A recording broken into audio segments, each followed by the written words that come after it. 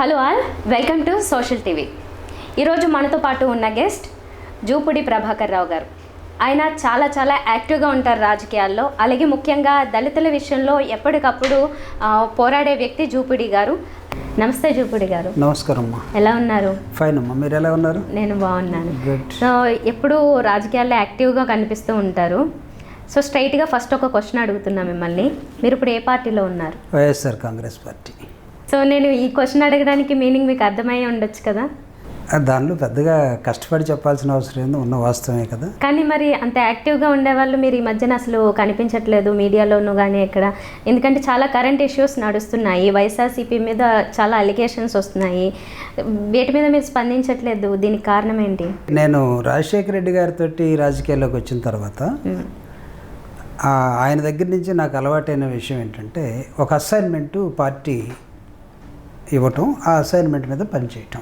Okay. So మీ అందరికీ తెలిసిన రాజశేఖర రెడ్డి గారి ద్వారా రాజకీయాల్లోకి వచ్చి 2007 నుంచి 2015 దాకా ఎమ్మెల్సీగా ఉండటం. కొంత డిస్టర్బెన్స్ వల్ల నేను వైఎస్ఆర్ నుంచి మళ్ళీ బయటకు వెళ్ళటం.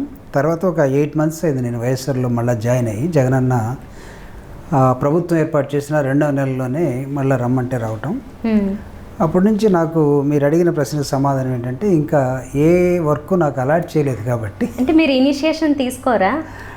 అంటే మనం తీసుకోవటం వేరేను, మనకి ఒక అసైన్మెంట్ ఇచ్చిన తర్వాత మాట్లాడటం వేరు. సో ఇలా ఇనిషియేటివ్గా మీరు ముందుకు వెళ్ళడం గురించి మాట్లాడితే నాకు ఇప్పుడు ఒక డౌట్ వచ్చింది. మీరు అసెంబ్లీలో ఈ ఎస్సీ ఎస్టీ కార్పొరేషన్కి సంబంధించి చట్టాన్ని తీసుకొచ్చారు కదా, వాళ్ళ సప్లైకి సంబంధించి. మరి అది మీరే ఇనిషియేటివ్ తీసుకున్నారు? సప్లై అనేది అది మేము కౌన్సిల్లో ఎమ్మెల్సీగా ఉన్నప్పుడు ఎస్సీ ఎస్టీల కోసం ఒక సప్లాన్, అప్పుడు కిరణ్ కుమార్ రెడ్డి గారు ముఖ్యమంత్రిగా ఉన్నారు. రాజశేఖర రెడ్డి గారు మరణం తర్వాత అది అప్పటి నుంచి ఆయన ఉన్నట్టయితే ఆయనే తీసుకొచ్చేవాడు.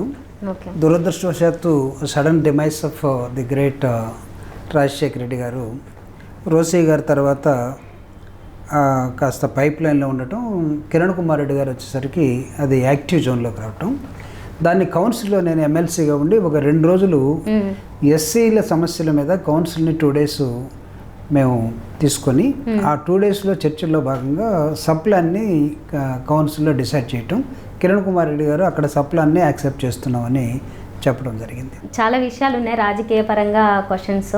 అందుకంటే ముందుగా మీ గురించి ఒకసారి తెలుసుకుందాము. మీరు అసలు చిన్నప్పుడు నుంచి మీ జర్నీ ఎలా జరిగింది, ఏం చదువు? అంటే మామూలుగా మాది చాలా అత్యంత పేద కుటుంబం నుంచి వచ్చినటువంటి ఒక దళిత వర్గానికి సంబంధించిన బ్యాక్గ్రౌండ్. ప్రకాశం జిల్లాలో శంకువారిగుంటని కొత్తపట్నం మండలంలో ఒక కుగ్రామం. అక్కడి నుంచి మా జీవనం ప్రారంభం అవటం. స్కూల్లో కందుకూరులో high school, social welfare hostel, ఆ తర్వాత ఇంటర్మీడియట్ నెల్లూరు జిల్లాలో ఉన్నటువంటి కావలి జవహర్ భారత్ అని ఒక పాపులర్ కాలేజ్, దానిలో ఇంటర్మీడియట్. ఆ తర్వాత ఉస్మానియా యూనివర్సిటీలో ఇంజనీరింగు. ఆ తర్వాత ministry of defence Mishra Dhatu Nigam limited అని కాంచన్బాగ్లో ఉంటుంది, మిధాని. దానిలో గ్రాడ్యుయేట్ ఇంజనీర్ ట్రైనింగ్ నుంచి దాదాపు సీనియర్ మేనేజర్ దాకా ఒక 18 years దానిలో ఉద్యోగం చేయటం. ఇలా చిన్న అత్యంత పేదరికం నుంచి డాక్టర్ బాబాసాహెబ్ అంబేద్కర్ ఇచ్చినటువంటి రిజర్వేషన్ల ద్వారా చదువుకోవటం, ఉద్యోగం సంపాదించుకోవటం, హైదరాబాద్ దాకా రావటం. ఇది ఒక విధంగా చెప్పాలంటే జర్నీ ఒక స్టూడెంట్గా, ఒక ఉద్యోగం సంపాదించుకున్న ఉద్యోగస్తుడిగా. ఆ తర్వాత రాజకీయాల్లోకి అనే ప్రశ్న వచ్చినప్పుడు రాజశేఖర రెడ్డి గారి ద్వారా 2004 నుంచి ఉన్నటువంటి ఒక గొప్ప పరిచయం. తర్వాత 2003-07 వచ్చేసరికి ఆయనే పనికొస్తాడు, ఒక అద్భుతమైనటువంటి నాలెడ్జ్ తోటి ఉన్నాడు, కమిట్మెంట్ తోటి ఉన్నాడు అని చెప్పి ఆయన రాజకీయాల్లోకి రమ్మంటాం. ఉద్యోగాన్ని వదిలేసి రాజకీయాల్లోకి రావటం. వచ్చిన వెంటనే ఆయన ఎమ్మెల్సీగా గవర్నర్ కోటాలో ఎమ్మెల్సీ ఇవ్వటం అసలు మామూలుగా ఊహించినటువంటి ఒక గొప్ప మలుపు నా జీవితంలో. ఉద్యోగ జీవితం నుంచి బయటకు వచ్చిన తర్వాత రాజకీయ జీవితంలో ఆయన ఇచ్చినటువంటి పెద్ద గౌరవం. మిమ్మల్ని పనికొస్తారు అని ఆయన గుర్తించడానికి మీలో చూసిన అసెట్ ఏంటి? అంటే జనరల్గా ఆయనతోటి తిరిగే క్రమంలో అంటే ఒక మాట చెప్తే దాని మీద పని చేసుకోవటం, రెండవది ఏదన్నా పని చెప్తే ఆ పనిని కరెక్ట్గా చేసుకుని మళ్ళీ తిరిగి అప్పచెప్పటం, ఇవన్నీ ఆయనకు నచ్చినాయి అనుకుంటాం.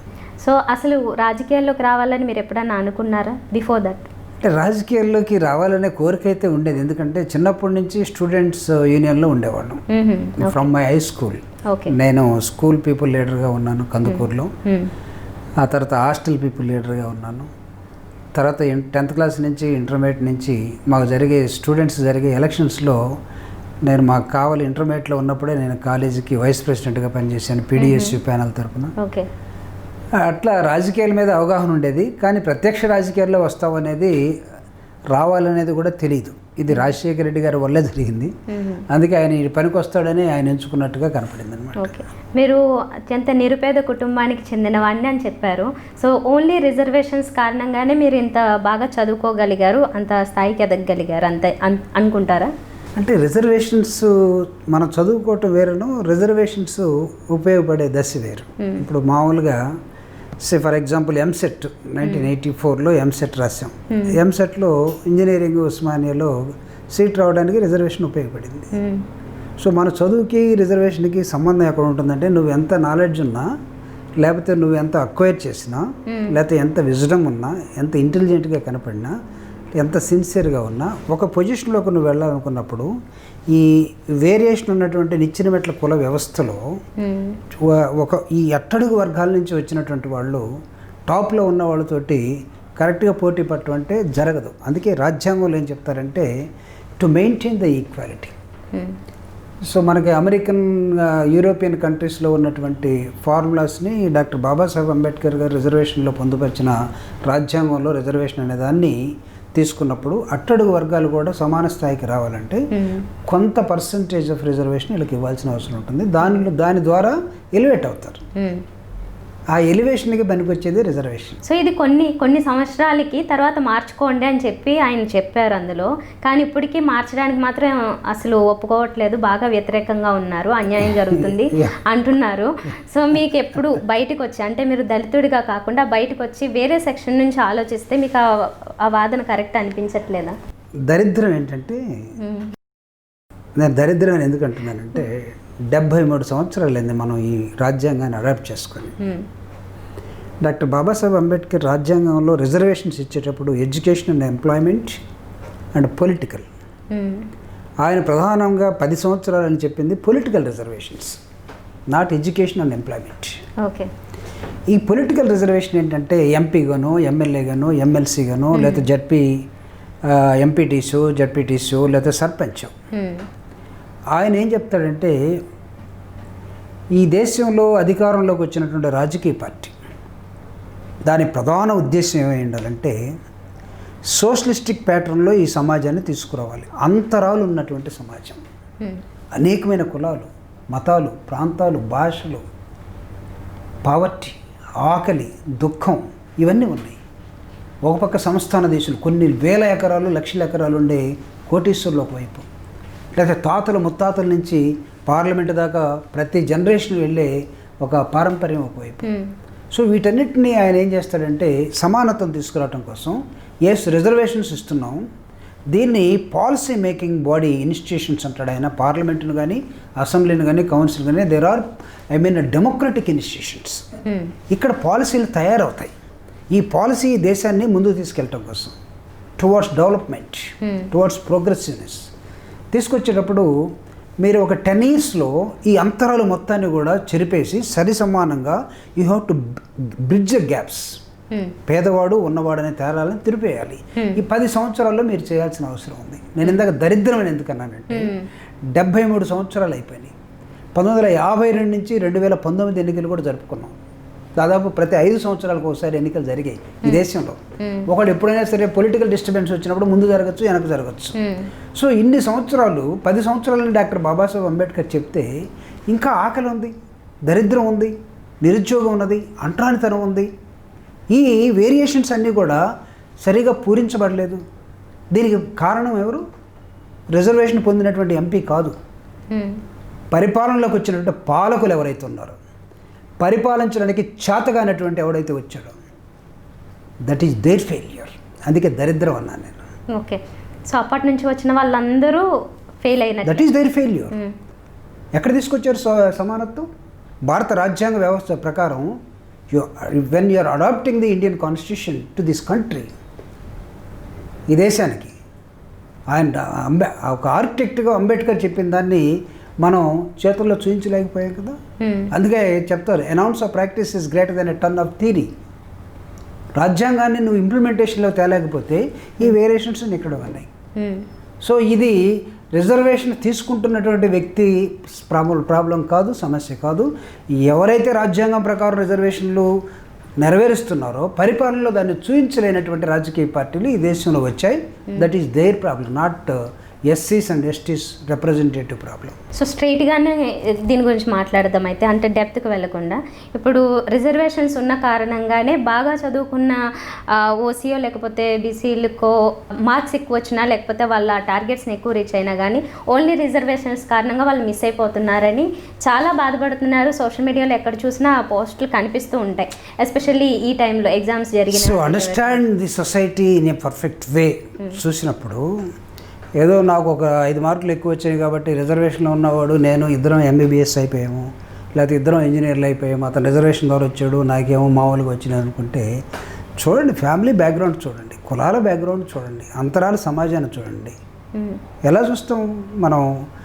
అసలు ఆ నేచరే సరైనటువంటి ఆర్గ్యుమెంట్కే నిలబడదు. అది ఏది నిలబడదంటారు? అంటే ఇప్పుడు చాలా పేదవాళ్ళు రిజర్వేషన్ల ద్వారా వచ్చినటువంటి వాళ్ళు మాతోటి మేము వాళ్ళం ఒకటిగా ట్రీట్ చేయబడుతున్నాము. రిజర్వేషన్లో ఉద్యోగంలో నేను కష్టపడి వచ్చాను, వీడు కష్టపడకుండా పోస్ట్కి వచ్చాడు అనేది ఆ కాన్సెప్టే సరైనది కాదు. పోస్ట్ రీచ్ అవ్వకముందు అసలు దానికి క్వాలిఫై అవ్వలేకపోతున్నారు, అదే దానికి హై మార్క్ పెట్టడం. మార్క్స్ అనేది నాలెడ్జ్ని మీరు యూ కెనాట్ మెజర్. నాలెడ్జ్ అనేది బాగా 10th క్లాస్లో 99% వచ్చినంత మాత్రాన అతను మొత్తం ఉందనుకుంటే, లేదా 75% వచ్చినంత మాత్రం లేదనుకుంటే పొరపాటు.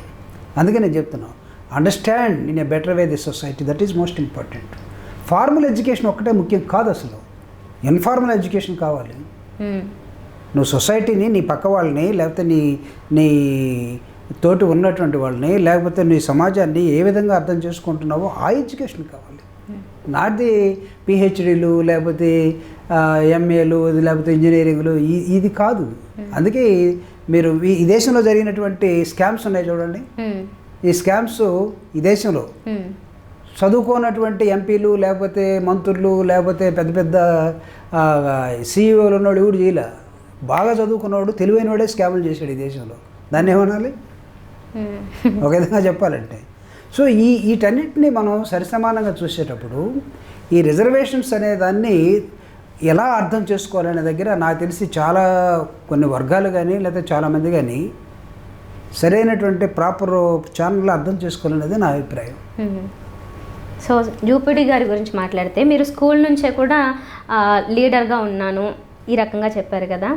అయితే మీరు చాలా అగ్రెసివ్గా ఉన్న కారణంగా ఆ పొజిషన్కి వచ్చారా, లేదంటే మీ ఐడియాలజీ బాగుండేదా, బాగా చదువుకున్న కారణంగానా? అంటే ఒకటే, first of all I'm not at all A aggressive person. Number 1, నా అంత పిరికోడు కూడా ఉంటుంది ఒక విధంగా చెప్పాలంటే. అట్ ద సేమ్ టైం నేనేదో ఫస్ట్ క్లాస్ స్టూడెంట్ని, లేకపోతే 100% 100కి 100 వస్తేనే కాదు. నా ఇంజనీరింగ్ చూస్తే 64% నాది. యావరేజ్ స్టూడెంట్ని. అయితే కాస్త హార్డ్ వర్కింగ్ నేచర్ ఉంటుంది. హార్డ్ వర్కింగ్ నేచర్ ఎందుకంటే మనం కష్టపడకపోతే ఏది సాధించలేము అనేది ఒక దృక్పథం. It is imbibed character in my self అనమాట. నాదే కాదు, నాలాంటి వాళ్ళు చాలామందికి కూడా. సో ఎందుకంటే గోల్డెన్ స్పూన్స్తో పుట్టలేదు. అందుకే మొట్టమొదటిగా చెప్పినట్టుగా అత్యంత పేదరికం ఏదైతే ఉందో అక్కడి నుంచి వచ్చిన వాళ్ళని, అసలు మనుషులుగా ట్రీట్ చేయబడినటువంటి దాన్ని చూసి ఈరోజు ఒక ప్యాంటు షర్ట్ వేసుకుని ఇన్ షర్ట్ వేసుకునే దశలోకి రావడం జరిగింది. అంటే I know what is starvation. ఆకలి అంటే ఏంటో అనుభవించి పైకి వచ్చినటువంటి వాళ్ళు. ఆకలి అనేది ఎంత భయంకరంగా ఉంటుందో చూడండి ఒకసారి. ఇప్పుడు మొన్న వలస కూలీలు లేకపోతే ఈ కరోనా ఎఫెక్ట్లు ఇవి చూసినప్పుడు పేదవాడిని ఒకసారి ఆలోచిస్తే, ఉన్నవాళ్ళంటే తీసేసేయండి, ఇళ్లలో 3 నెలలు కాదు 4 నెలలు ఉంటారు, లేదా సంవత్సరాలు ఉంటారు.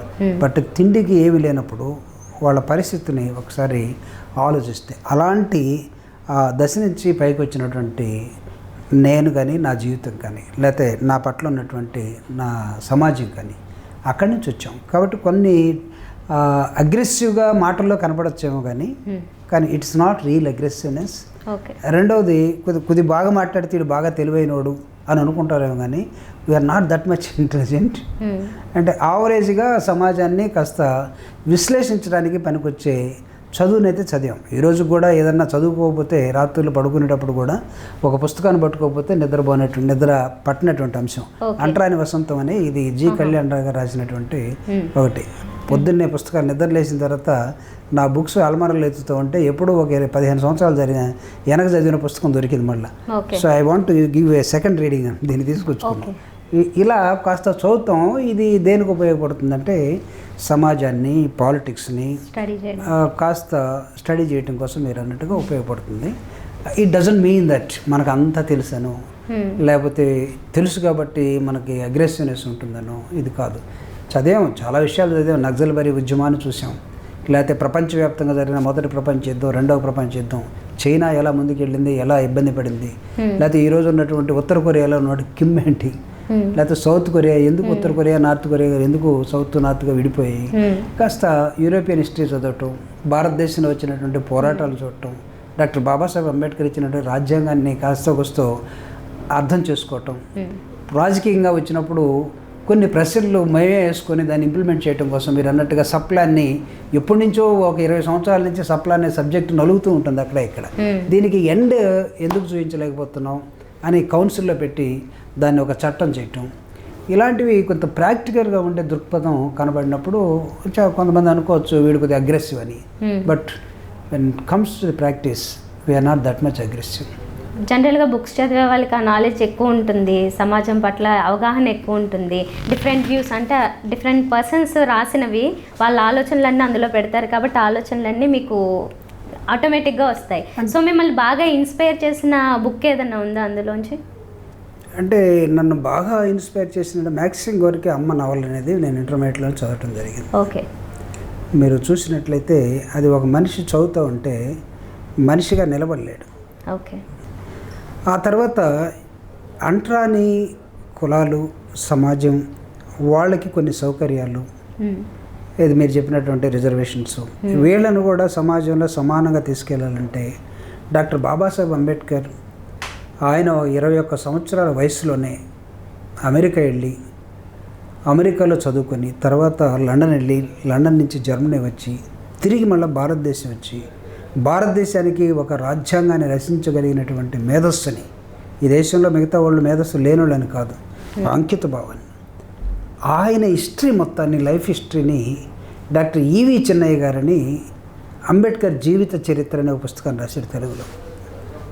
దాన్ని నేను దాదాపు 2003 ఇఫ్ ఐ రిమెంబర్ కరెక్ట్లీ ఆ పుస్తకాన్ని చదవటం, ఉద్యోగం చేసుకుంటూ అది నన్ను ప్రభావితం చేసినంతగా దేశ పరిస్థితుల మీద కానీ, రాజకీయ వ్యవస్థ మీద కానీ, లేకపోతే the representatives who are coming in to the political systems ఎందుకు ఫెయిల్ అవుతున్నారు, ఎక్కడ ఫెయిల్ అవుతున్నారు, ఆ పుస్తకం నన్ను బాగా కదిలించింది.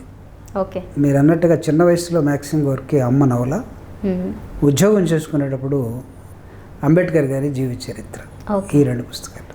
ఈ 2 పుస్తకాలని నేను జగన్మోహన్ రెడ్డి గారు జైల్లో ఉన్నప్పుడు అనివార్యంగా ఆయన మీద అపవాదు వేసి జైలుకి నెట్టినప్పుడు దాంతోపాటు నెల్సన్ మండేలా జీవిత చరిత్రని ఈ 3 పుస్తకాలు కలిపి జగనన్నకి చెంచల్గూడ జైల్లో చాలా యాంపిల్ టైం ఉంది ఇప్పుడు మనకి సమాజాన్ని అర్థం చేసుకోవడం కోసం చదవమని.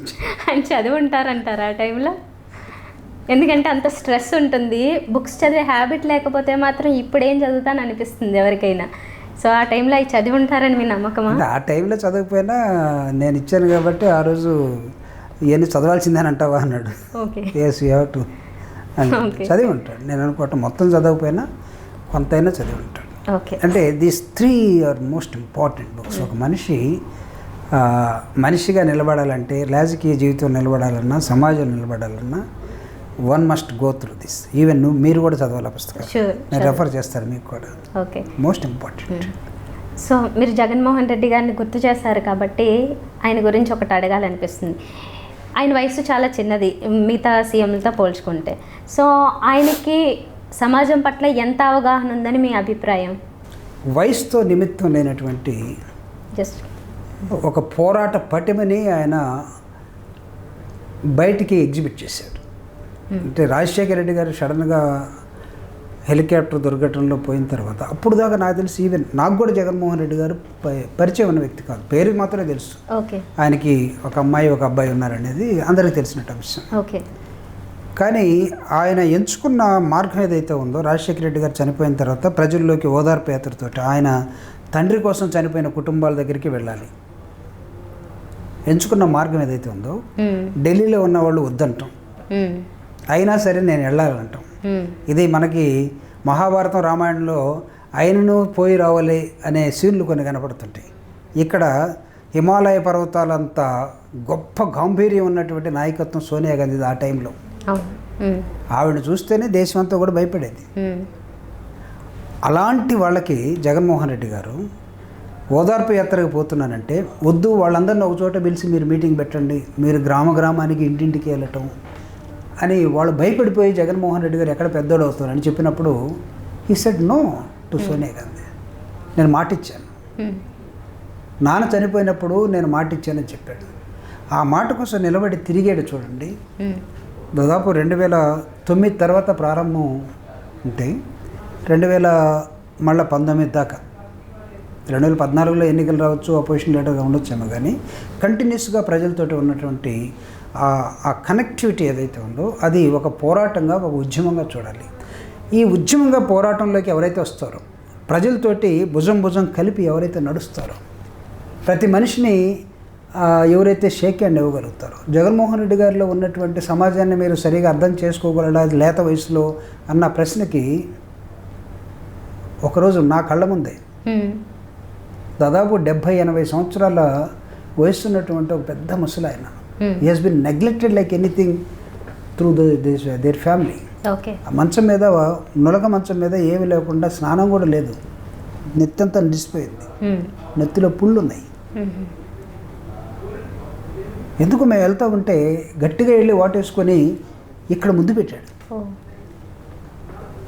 ముద్దు పెడితే నేను ఇట్లా అన్నాను, ఏంటిది దూరం, ఇంత దూరం వాసన వస్తూ ఉంది, నువ్వు పోయి ముద్దు పెడతా, అవన్నీ నాకేం కనపట్లేదు అన్నాను. అంతగా కలిసిపోయిన వ్యక్తికి ఆయన మాటలో చెప్పాలంటే అవ్వాతాతలు. సమాజాన్ని అర్థం చేసుకున్న వ్యక్తికి 70 ఏళ్ళ వయసు ఉండాలి, 40 ఏళ్ళ అనుభవం ఉండాలి, ఇవన్నీ అవసరం లేదు. You can understand the society ఎక్సలెంట్గా. పెద్ద చాలా అనుభవం ఉన్నటువంటి వయసు ఉన్న వాళ్ళు అందరికన్నా చిన్నవాడైనా సరే అర్థం చేసుకున్నాడు. అంటే మనిషికి ఒక సిచ్యువేషన్ మనిషిని చాలా వైపు నేర్చుకోవడానికి అవకాశం ఇస్తుంది. అంటే ఆయన ఎంచుకున్న మార్గం పోరాట మార్గం. రెండవది పైనుంచి మనకు తెలుసు వచ్చినటువంటి సోకాల్డ్ కేసులు కానీ, లేకపోతే ఈ జైలు జీవితం కానీ, ఇవన్నీ కూడా ఒక ఛాలెంజెస్. ఈ ఛాలెంజెస్ని మొత్తం పెట్టిన తర్వాత సమాజాన్ని చదవటం అనేది, అర్థం చేసుకోవటం అనేది పుస్తకాలు మాత్రమే కాదు. ఇందాక నేను అందుకే చెప్పాను, one is through formal education, another one is through informal education. ఇక్కడ ఎవరు టీచర్ ఉంటారు, సమాజమే టీచర్. సో ఆ క్రమంలో జగన్మోహన్ రెడ్డి గారు he understood the society excellent. మిగతా వాళ్ళందరికన్నా, పరిపాలించిన ప్రధానమంత్రుల కన్నా, ఈ రాష్ట్రంలో ఉన్న ముఖ్యమంత్రుల కన్నా మిగతా వాళ్ళు అద్భుతంగా అర్థం చేసుకున్నాడు, ముందుకెళ్తా ఉన్నాడు. సో మీరు జగన్ గారిని ఒక మాట అన్నారు, టీడీపీలో ఉన్న టైంలో జగన్ ఒక విషం, కాలకేయుడు లాంటి పదాలని వాడారు ఆయన విషయంలో. సో అప్పటికి మీకు ఆయన మీద ఉన్న అండర్స్టాండింగ్? ఐఎమ్ సారీ యాక్చువల్గా నేనన్న మాట కాదు, ఎవరో అన్నదాన్ని తీసుకొచ్చేసి ఒక ప్రెస్ మీట్లో నేను మాట్లాడుతూ ఉంటే ఆ ప్రెస్ వాళ్ళు రాసేటప్పుడు హెడ్డింగ్ అది పెట్టి అన్న వాళ్ళ పేరు వేరుగా పెట్టారు, నేను ఇచ్చిన సబ్జెక్ట్ని వేరుగా రాశారు, హెడ్డింగ్ మాత్రం దానికి తగిలిచ్చేసారు. మీ ప్రెస్ వాళ్ళతో అదే ప్రాబ్లం. సో దానికి వీడియో ఎవిడెన్స్ లేదా? నథింగ్.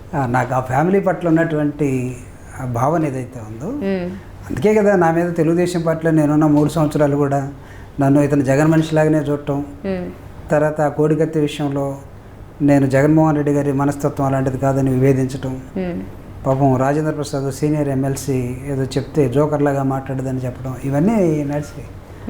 సో కాబట్టి జగన్ కానీ, రాజశేఖర రెడ్డి గారు కానీ, లేకపోతే ఆ ఫ్యామిలీ పట్ల ఎవరైనా ఏమన్నా అనుకుంటే అనుకుంటారేమో కానీ, but I have got my own opinion. Okay. So మీకు అంత అవగాహన ఉన్నప్పుడు ఆయన మీద కానీ, లేదంటే జగన్ మీద కానీ, మరి ఆ పార్టీని వదిలి మీరు అందులోకి వెళ్ళడానికి మీరు బయటికి చెప్పని కారణాలు ఏమన్నా ఉన్నాయా? అంటే బయటికి చెప్పలేని కాదు, కానీ నాకు అప్పుడు మనసుకి అన్యాయం అనిపించి ఒక ఘటనలో బయటికి వెళ్ళాము. ఇప్పుడు మళ్ళీ ఇవన్నీ తోడటం కూడా మంచిది కదా, ఎందుకు తిరిగి నేనే వచ్చాం కాబట్టి. ఓకే. అది మొత్తానికి సమాజం మొత్తానికి తెలుసు. తర్వాత అన్నకి స్పష్టంగా తెలుసు, ఎందుకంటే మేమిద్దరం కూడా డిస్కస్ చేసాం. మేమిద్దరమే కాదు, విజయసాయి రెడ్డి గారు నేను కూడా డిస్కస్ చేసాం. సో ఆ రోజున్న సిచ్యువేషన్లో అలా బయటికి పోవటం జరిగింది, మళ్ళీ రావటం జరిగింది. ఓకే. సో మిమ్మల్ని ఆ టైంలో అంతా కూడా తిరిగి వచ్చినప్పుడు వెన్నుపోటుదారుడు వద్దు అని వైఎస్ఆర్సీపీ పార్టీ అభిమానులు ఎవరైతే వద్దని గట్టిగా డిమాండ్ చేశారో వారి మాట పట్టించుకోకుండా తీసుకున్నారు. ఓకే, దానికి ఒక జస్టిఫికేషన్ కూడా ఇచ్చారు ఎందుకు ఏంటి అని. సో మీ వెనుకున్న బలము ఈ దళిత సామాజిక వర్గానికి మీరు బాగా దగ్గరగా ఉంటారనేనా, లేదంటే పర్సనల్గా మీకు ఆ రేపో ఉందా జగన్తో? అంటే ఒకటి ఏంటంటే, నేను ఈ వర్గాల నుంచి వచ్చాను కాబట్టి ఈ వర్గాల్లో మోస్ట్ క్రెడిబుల్ లీడర్గా జూపూడి గారు ఉంటారనేది సమాజానికి మొత్తంగా తెలుసు. నా ఎమ్మెల్సీగా రాజశేఖర రెడ్డి గారు ఇచ్చిన ఆ పీరియడ్ మొత్తం కూడా నేను దళితుల కోసమే, రాజశేఖర రెడ్డి గారి కుటుంబం కాంగ్రెస్ పార్టీలో ఉన్నప్పటికీ జగన్మోహన్ రెడ్డి ఆయన లేనప్పుడు జగన్మోహన్ రెడ్డి గారితో నా అంతటా నేను సమర్పించుకొని బయలుదేరినటువంటి ఆయనతోటి ఆ విధానం అందరికీ తెలుసు. ఒక విధంగా చెప్పాలంటే జగన్మోహన్ రెడ్డి గారు జైల్లో ఉన్నప్పుడు ఆయన బెయిల్ కోసమని నేను కూడా ఒక ప్రయత్నం, నేను ఇంకొక మిత్రుడు కలిపి ఢిల్లీ వెళ్ళినప్పుడు, యాక్చువల్గా ఉద్యమంలో నేను మా మదరు కొద్ది సిక్ అయినప్పుడు నేను మా అన్నయ్య దగ్గర పెట్టి 1 year నేను చూడలేకపోయాను. సో ఆ ఉద్యమంలో నేను మా మదర్ని కోల్పోవటం కూడా జరిగింది.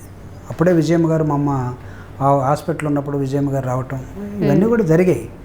అయితే ఏమవుతుందంటే, మీరు అడిగినటువంటి ప్రశ్న కొన్నిసార్లు చూసినప్పుడు ఆ కుటుంబానికి దగ్గరగా ఉండటం ఒకటి, రెండవది commitment towards the community. So ఈ రెండు కూడా జగనన్నకి లేకపోతే ఆ కుటుంబానికి, లేకపోతే ఈవెన్ మొత్తం కౌన్సిల్లో ఉన్న మిగతా ఎమ్మెల్సీలు అందరూ కూడా నన్ను అడిగారు, నువ్వు ఒక్కడో ఎందుకు వెళ్తున్నావు జగన్ తోటి, మేమందరం పోవట్లేదు కదా అని అడిగారు. నో తండ్రి లేనటువంటి బిడ్డకి అండగా ఉండాల్సిన అవసరం ఉంది. I'm the product of Rajasekhara Reddy గారు అని బయటకు వచ్చేసాను. సో నేను మళ్ళీ తిరిగి వచ్చినప్పుడు జగనన్న తీసుకున్న తర్వాత కొంతమంది మీరు అన్నట్టుగా జూపూడిని తీసుకోవద్దని కొంతమంది ఎవరెవరు అన్నారో కూడా అందరికీ తెలుసు. మళ్ళీ నేను వస్తే వాళ్ళకి ఇబ్బంది అని కొంతమంది ఉండొచ్చు. అవన్నీ మళ్ళీ 2 రోజుల్లో సర్దుకోవడం కూడా జరిగింది. కానీ నేను ఒక్కడిని రావటం ఏంటి, కరణం బలరాం గారు తెలుగుదేశం పార్టీ కాంగ్రెస్లో ఉన్నటువంటి చంద్రబాబు నాయుడు గారితో సమకాలీకుడిగా ఉన్న కరణం బలరాం గారు ఈరోజు వైఎస్ఆర్ కాంగ్రెస్ పార్టీలో జాయిన్ అయిపోయాడు. ఓకే. రామసుబ్బారెడ్డి గారు, లేకపోతే ఇంకొకళ్ళు బోల్డ్ మంది, సతీష్ రెడ్డి, లేకపోతే బోల్డ్ మంది ఇప్పుడు ఉన్నటువంటి సగం మంది మంత్రులు ఆ రోజు మమ్మల్ని అందరినీ వ్యతిరేకించినటువంటి వాళ్ళే. కాబట్టి జూపూడి ఒక్కడొస్తే ఎక్కడన్నా ఇబ్బంది జరుగుతుందని ఎవరైనా అనుకుంటే వాళ్ళకి ఒక నమస్కారం. నేను ఎవరిని ఇబ్బంది పెట్టడానికి రాలేదు. జగనన్న రమ్మన్నాడు. జగనన్న కోసం ఖచ్చితంగా వైఎస్ఆర్ కాంగ్రెస్ పార్టీని మళ్ళా ప్రజల్లోకి ఆయన తీస్తున్నటువంటి అభివృద్ధి సంక్షేమ కార్యక్రమాలు కానీ, ఆయన ఇచ్చినటువంటి elevation, political elevation to the people representatives never in the history.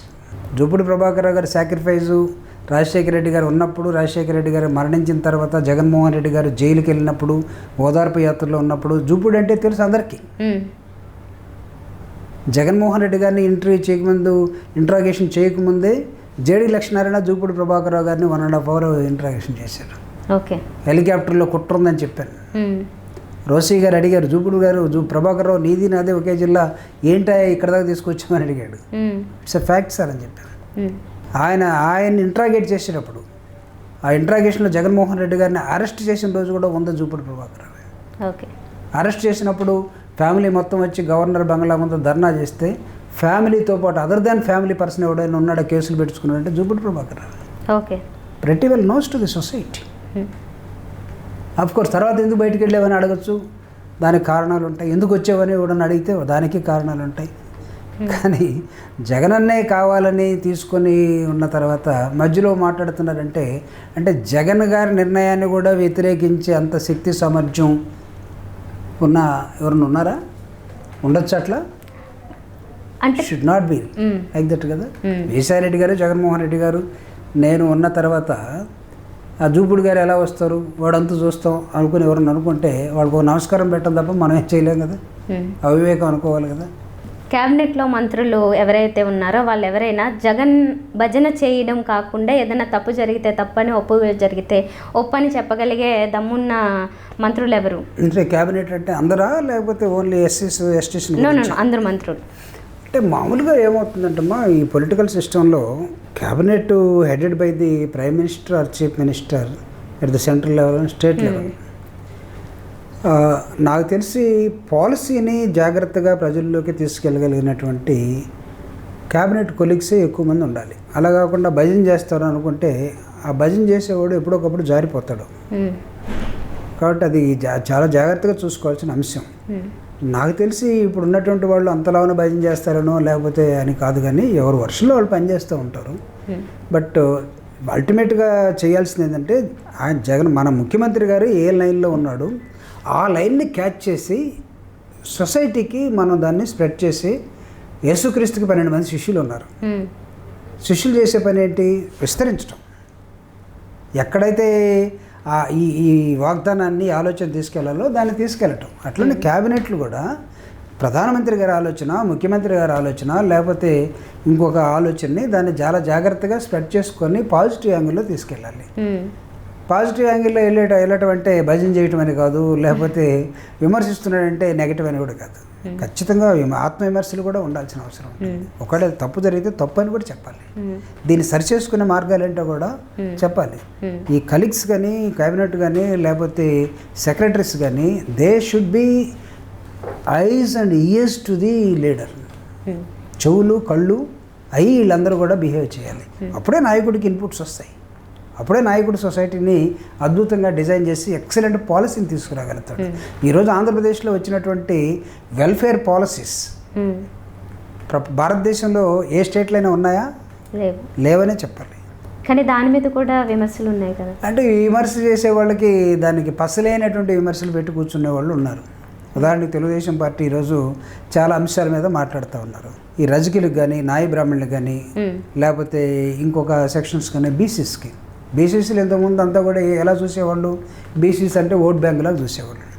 BCs అంటే బ్యాక్వర్డ్ కమ్యూనిటీస్ అనుకోండి. కానీ జగన్మోహన్ రెడ్డి గారు BCs they are no more backward communities, they are backbones to the society అన్నాడు.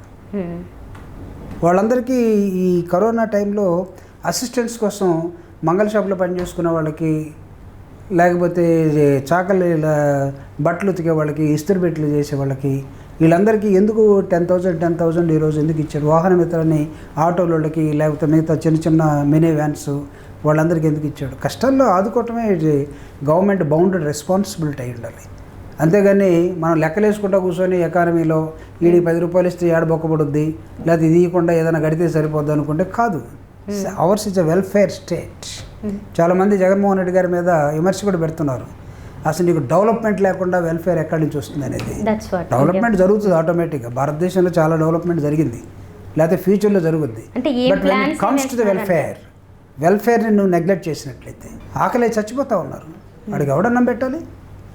ఈరోజు అవకాశాలు లేకుండా చాలామంది ఇబ్బంది పడుతూ ఉన్నారు. Being a chief minister or prime minister to this state or country, ఎవరు బాధ్యత తీసుకోవాలి? ఈరోజు జగన్మోహన్ రెడ్డి గారు తీసుకున్నారు. చాలామంది అనొచ్చు ఇది మనీ ట్రాన్స్ఫర్ స్కీమ్ అని. మనీయే ట్రాన్స్ఫర్ అవుతుంది, ఇంకేమవుతుంది? ఏ రూపాయలు ఇచ్చినా అదే అవుతుంది. సో కాబట్టి వాట్ ఎవర్ ద పాలసీస్ ఈ prepared 100% the need to the society now. అది ఎక్సలెంట్గా చేస్తూ ఉన్నాడు. ఎవరైనా విమర్శలు చేస్తూ ఉన్నారంటే వాళ్ళకి ఇంకా ఏ సబ్జెక్ట్ లేక విమర్శించాలి కాబట్టి విమర్శించడమే. పర్మనెంట్ సొల్యూషన్స్ వైపు ఎలాంటి ప్లాన్స్ చేస్తున్నారు? దాని మీద అసలు ఆలోచించట్లేదు. ఎంతసేపు స్కీమ్స్ అని చెప్పి డబ్బులు పంచిపెడుతున్నారు. ఇది ఎంతకాలం కొనసాగుతుంది? అలా కాదమ్మా. నువ్వు ఇప్పుడు మీరు ఫర్ ఎగ్జాంపుల్ మీరు ఎప్పుడు దుబాయ్ వెళ్ళారా? నో సార్, వెళ్ళలేదు కదా. దుబాయ్ వెళ్ళండి. దుబాయ్లో డెమోక్రసీ ఉండదు, but there will be a king ఏం చేస్తాడంటే ఒక సెక్షన్ ఆఫ్ పీపుల్ని ఖచ్చితంగా రేషన్ ఇచ్చి పోషిస్తూ ఉంటారు. వాళ్ళు ఏం పని చేయని అవసరం లేదు, పోషిస్తున్నారు. అది రెస్పాన్సిబిలిటీ ఆఫ్ ద స్టేట్. ఈరోజు జగన్మోహన్ రెడ్డి గారు వేకర్ సెక్షన్స్గా ఎవరైతే ఉన్నారో, ఇర్రెస్పెక్టివ్ ఆఫ్ కమ్యూనిటీస్, ఒక ఫలానా కులానికి మాత్రమే కాదు, అనేకమైన కులాలు ఎకనామికల్గా అవకాశం లేకుండా ఉన్నటువంటి వాళ్ళందరూ కూడా అసిస్టెన్స్ ఇస్తూ ఉన్నాడు. ఒక 10,000-15 అమ్మఒడి ఒక కార్యక్రమం ఉంది. తల్లులకి బిడ్డల్ని మీరు చదివించుకోండి, పొలాలకు పంపొద్దు, లేకపోతే కూలి పని తీసుకెళ్ళొద్దు అని. అది ఎంత అసలు ఒక పేద ఒక సోదరిమణి ఆ 15,000 రూపాయలు చేతిలో పెడితే తన బిడ్డల్ని బడికి పంపొద్దా, లేకపోతే తనతో కూలికి తీసుకెళ్ళొద్దా? So transformation in the society, ఒక రెవల్యూషన్ లాంటిది ఇన్ఫార్మల్గా చేస్తున్నటువంటి ఒక నాయకుడిగా జగన్మోహన్ రెడ్డి గారిని చూడాలి. కానీ వీళ్ళందరినీ సోమర్లు చేస్తున్నాడు. ఎవడు ఒక రేషన్ ఇచ్చినంత మాత్రం ఒక 5 కేజీల బియ్యం లేకపోతే కందిపప్పు ఇచ్చినంత మాత్రం ఎవడు సోమరిగా ఉండు. వాడి పని వాడు పోతూనే ఉంటాడు, వాడి పని చేసుకుంటాడు. దానితో పాటు ఎకానమీ పెంచుకోవటం కోసం ఇది గ్యారంటీగా ఉంటుంది. ఈరోజు మనం ఇచ్చే రేషను లేకపోతే పెన్షను, రేషన్ వేరు పెన్షన్ వేరు. పెన్షన్ అంటే ఒక సర్టన్ ఏజ్ వచ్చిన తర్వాత పనికి పోలేకపోవచ్చు, శక్తి ఉండకపోవచ్చు శరీరంలో, అలాంటి వాళ్ళకి ఒక ఊతం అది.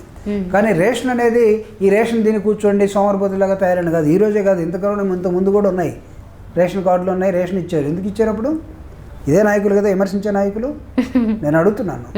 కాబట్టి సోమరిపోతులను తయారు చేయడం కోసం జగన్మోహన్ రెడ్డి గారు చేయట్లేదు ప్లాన్స్. నిరుద్యోగ వృత్తిని కూడా అందులోకే చూస్తున్నారు. నిరుద్యోగ వృత్తి అంటే ఉద్యోగం లేనప్పుడు తెలుగుదేశం పార్టీ కూడా ఇచ్చింది కదా యూత్కి, వాళ్ళ యూత్ కొంతమందికి నిరుద్యోగ వృత్తిని వాళ్ళు ఇస్తేమో బ్రహ్మాండంగా ఉంటుంది. మనీ ట్రాన్స్ఫర్ స్కీమ్ వాళ్ళు ఏమో డిజైన్ చేస్తే బ్రహ్మాండంగా ఉంటుంది.